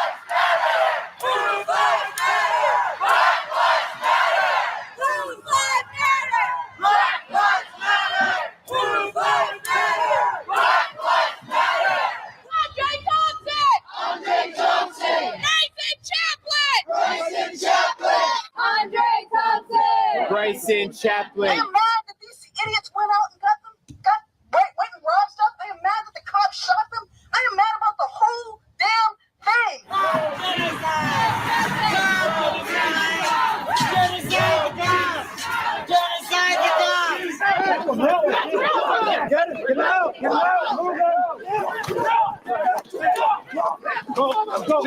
Stay back. Back up.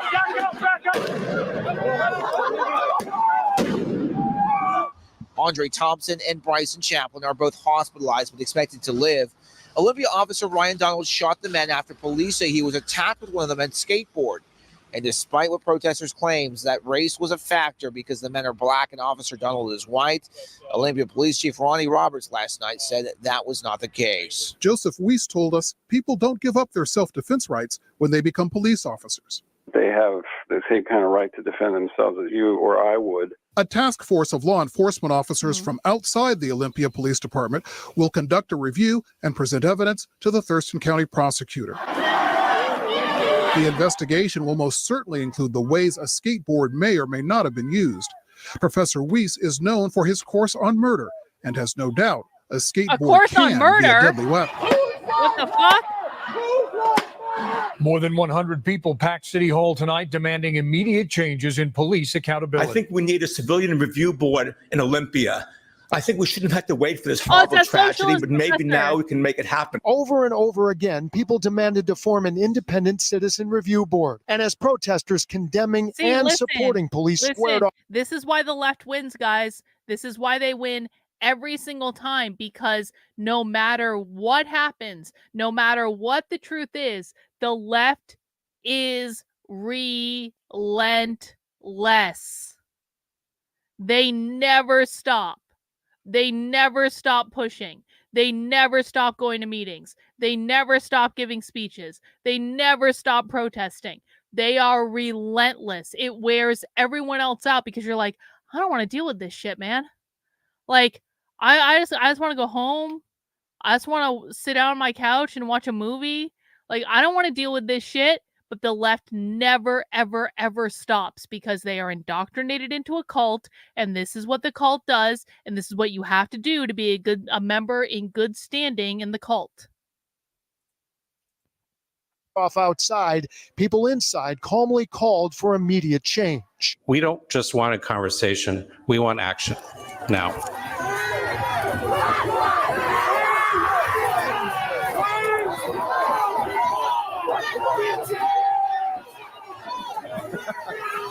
Pro-police fascist.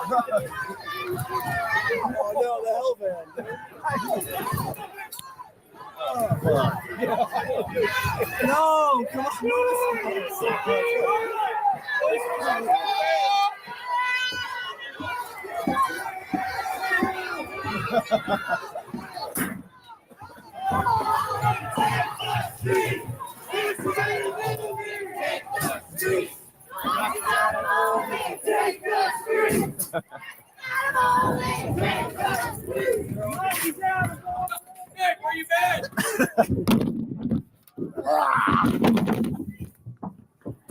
The people who fought for our freedom were not cops or wealthy white city officials or gun-toting libertarians or glad-handing politicians looking to get our votes.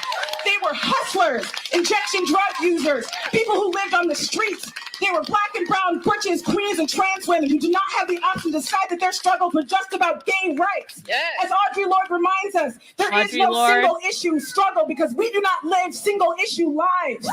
The people who fought for our freedom took care of each other, creating safe places to be themselves. When the white gays, the white middle class assimilationist motherfucking gays took over the movement. Listen, people say all the time to me, they're like, Carlin, you create so much content, I can't keep up with it. Part of the reason I create so much fucking content is that this is what we're up against. We need to be creating content. We need to be writing things. We need to be giving speeches. We need to be making videos. We need to be making as much content as we possibly can to counter all the shit that these people are putting into the world. And that involves people just doing it. You know? The people that are the most powerful in any social system are the ones who are expressive. It's not the one with the best ideas. It's not the one that are the best looking. It's not the ones that have the biggest muscles. The people who are the most powerful in any social system are the ones who are talking, the ones who are making content, the ones who are giving speeches, writing books, writing essays, creating zines, creating art, creating music, creating entertainment, whatever it is. The people who are the most powerful are the ones who are talking all the time. They win because they're expressive. But later, with their assimilationist goals, kicks them out because they wouldn't act grateful for the scraps given to them by the racist politician, racist police forces, and racist housing policies.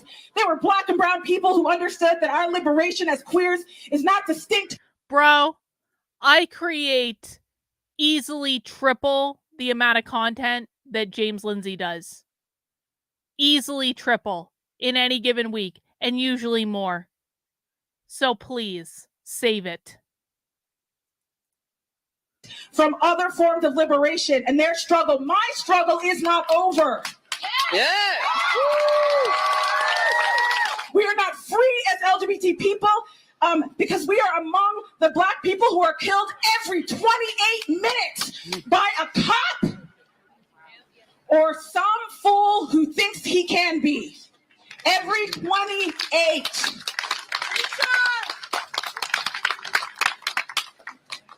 We are not free because on May 21st of this year, right here in Olympia, Washington, Andre Thompson and Bryson Chaplin, two unarmed young black men were shot by Olympia police officer Ryan Donald. While these two men are not part of the LGBT community, they become part of my community and my heart by allowing me to support them through their struggle to recover from this violence. Despite the persistent efforts by many white people, including so-called allies, to turn the conversation about race from away from a conversation about black life, away from a conversation about police brutality, and away from a conversation about the white supremacy that lives and breathes within every single white person standing here right now, I refuse to shut my mouth and let white people set this agenda.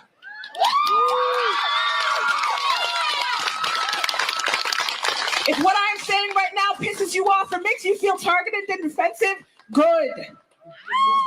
Use that anger and energy to help yourselves understand your own complicity in the oppression of the very same people you claim to feel proud of. And for the love of Black Jesus, pick something other than America the Beautiful as the opening song for Pride. That was just fucking embarrassing.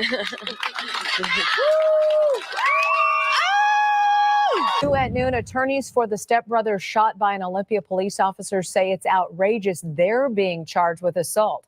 Cover 7's Rob Munoz was there as they both pleaded not. Listen, why the ever-loving fuck hasn't a movie been made about this? Why the ever-loving fuck hasn't the Daily Wire made a movie about this? I'm being serious. The Daily Wire has made some shitty movies.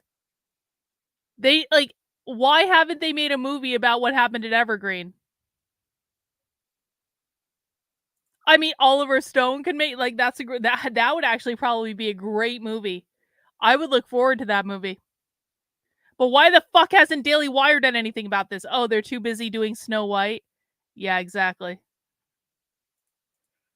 Not guilty in court this morning. Their attorney says they still want to see the officer involved charged. Andre Thompson and Bryson Chaplin entered the county courtroom alongside each other. They are stepbrothers. That's Chaplin in a wheelchair. Family said he is now paralyzed from the waist down after being shot by Olympia officer Ryan Donald back in May.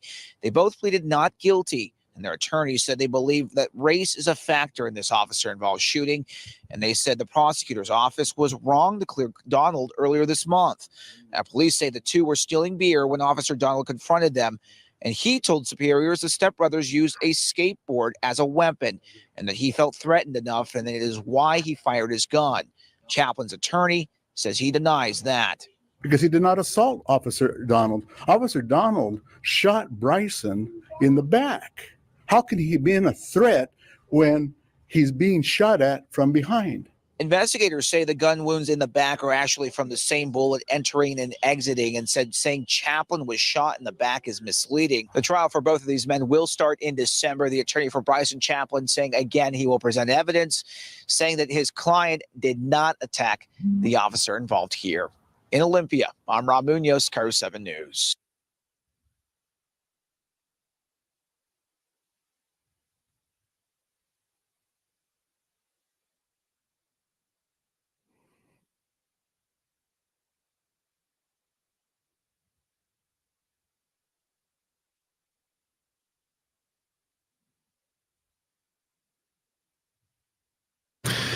Race and ethnicity mark us, each one of us, in ways that we must not and cannot ignore.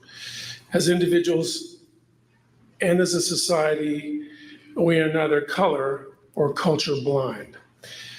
Given the histories of slavery and other forms of indentured servitude in our country, a history of discrimination against immigrants, and the pervasiveness of racial biases. Can I just say, like, I cannot imagine going back to work on a college campus.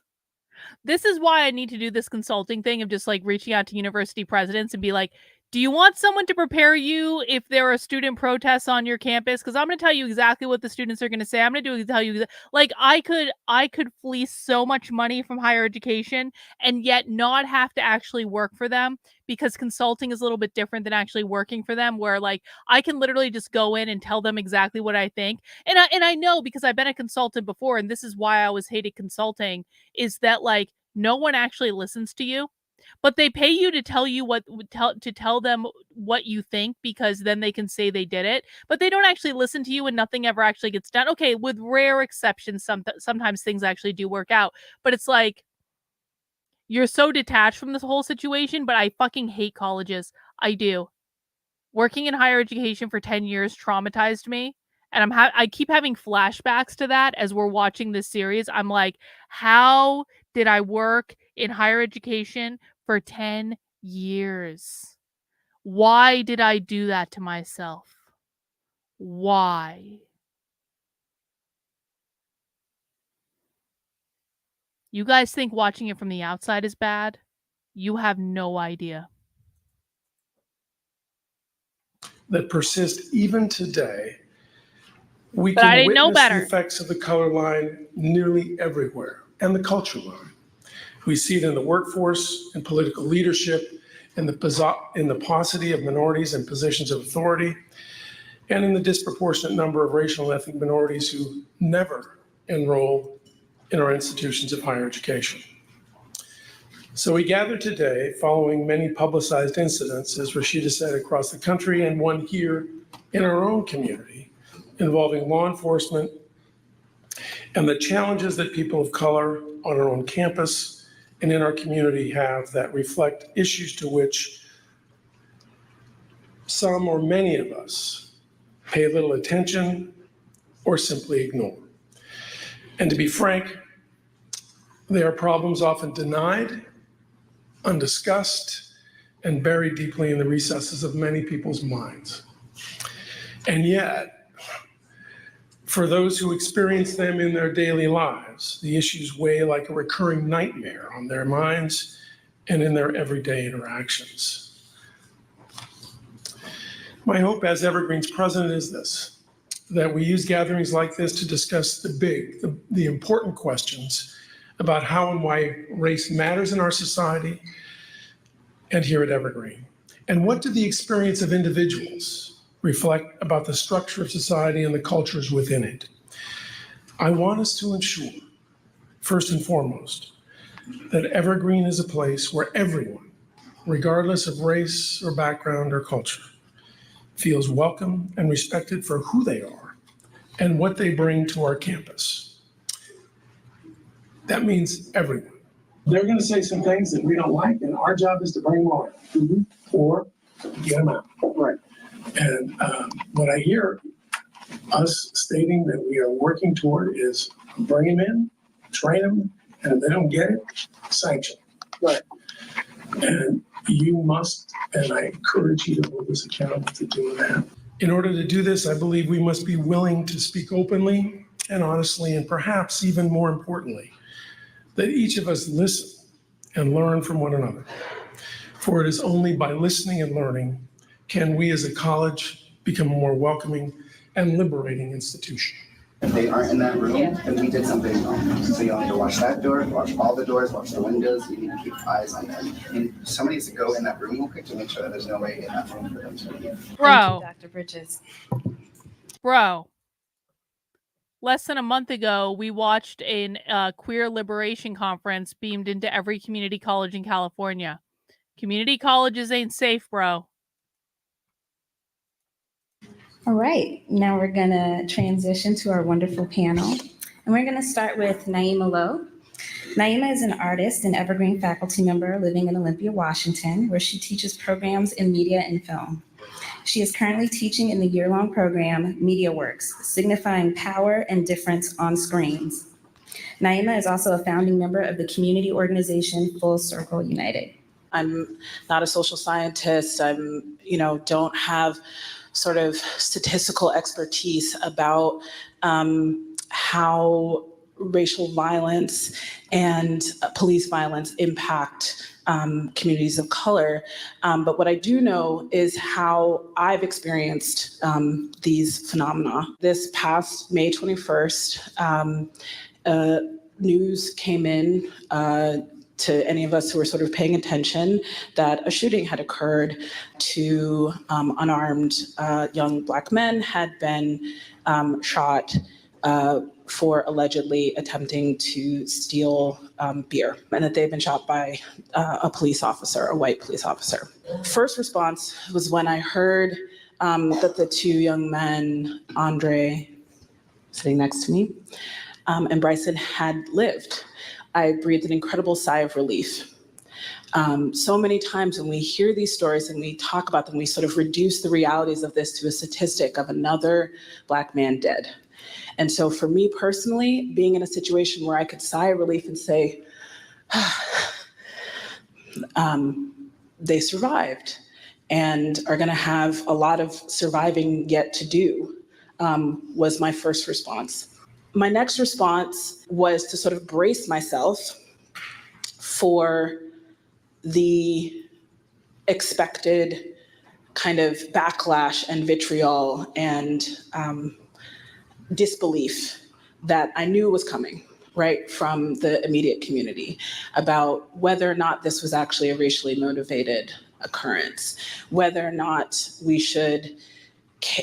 people who do bad should be held responsible. Specifically, in this case, the people who apparently had done bad were Andre and Bryson, not the cop who had shot them. I also braced myself for the sort of outcry of how could this happen here, right? I was braced myself for hearing my white friends and colleagues saying, how is this possible? And part of the reason I braced myself for that is that, I grew up in a town very much like this on the East Coast, a small college town, very similar, white and liberal and nice, also complete with a stronghold of the KKK, and a lot of white folks unable to sort of see themselves for themselves. A lot of people very invested in talking about the bad things over there, right? The bad things that were happening down south, which is actually where my family was from. The last thing I sort of braced myself for, which is part of what led me to co-found Full Circle United, which I'll talk about in a little bit, was bracing myself for knowing that all sorts of people for whom this incident wasn't at the center of their experience were gonna have a lot to say. And they were gonna say it really loudly. And they were gonna not have a lot of energy or time or patience for some of us, other African Americans, saying, give us a minute, right? Give us a minute to collect ourselves, give us a minute to mourn, give us a minute to recognize that we're experiencing trauma on a constant scale that is now very proximal to us. One of the other things that immediately happened is everybody, okay, maybe not everybody, but a lot of people become very invested in considering what's happened to these folks as a sort of symbol, right? This is a symbol of a thing that is happening. And of course, it's a symbol of a thing that's happening nationally. We know this, right? We know that this is connected to what is the most recent statistic? Every 28 hours, right, a Black person is, shot by a police officer or, self-proclaimed vigilante. So we know this is part of a national trend, but I felt like it was important for us to keep in mind that there's actual people at the center of this, right? This was a situation where the Black lives were people who lived, and that it was critical for me to remember that and to be aware of that above everything else, aware of that above any sort of political aim that I had, aware of that of any other sort of places where I might feel frustrated or triggered or angry about my own experiences with the cops, but to keep in mind that this was a real set of people who are dealing with a tragedy. Part of what I was experiencing was a tendency for, despite people's sort of desires and impulses to chant the words Black Lives Matter, an incredible tendency to be disinterested in what Black people actually had to say. The day after the sort of decision came down to charge Andre and Bryson, as we organized an event with a really simple idea, which was that we were going to organize in such a way that Black voices were what mattered the most, as in the only ones that were going to speak.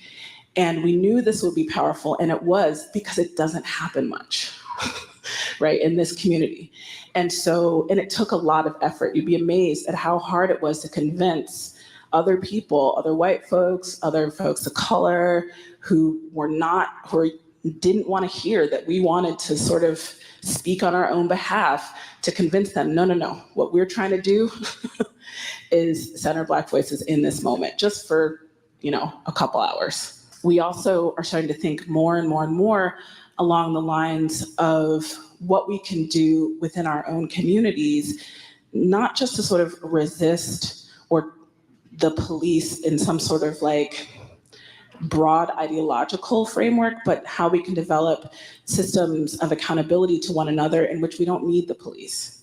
Right, that's kind of the place that we've kind of gotten to, is that our work is a sort of combination of thinking about our collective healing, of dealing with the trauma of sort of constant violence and brutality, and then also to create systems for ourselves and for each other, and connect with other people in our community who try to sort of formulate alternatives, right? I have no reason to believe at this stage in my life that, and this is just me, that a cop is here for me, right? There's nothing that I've witnessed that's told me that. Pardon the interjection. I just wanted to say that the notes that I put under Naima Lo's speech were there principally to lead us into how her belief system and her narrative is taken up by the institution at large. Now, I personally am not for police violence. I'm not personally against Black Lives Matter. I'm just trying to say that anybody who had any criticisms or challenges of that movement, from a poster I put on wonder a if wall Benjamin would still say that to today. an email sent out to the staff and faculty, was dogpiled on and was Not censured personally against Black wholesale Lives Matter. by the entire institution. And that lays the groundwork for not only this totem of the traumatized Black individual erected around which the entire college dances, but that totem, that sacred totem, is also a blind spot where anybody who resides in that area can get away with any sort of behavior because they are sacred, they are untouchable. You are now those motherfuckers that we're pushing against. You can't see your way out of your own ass.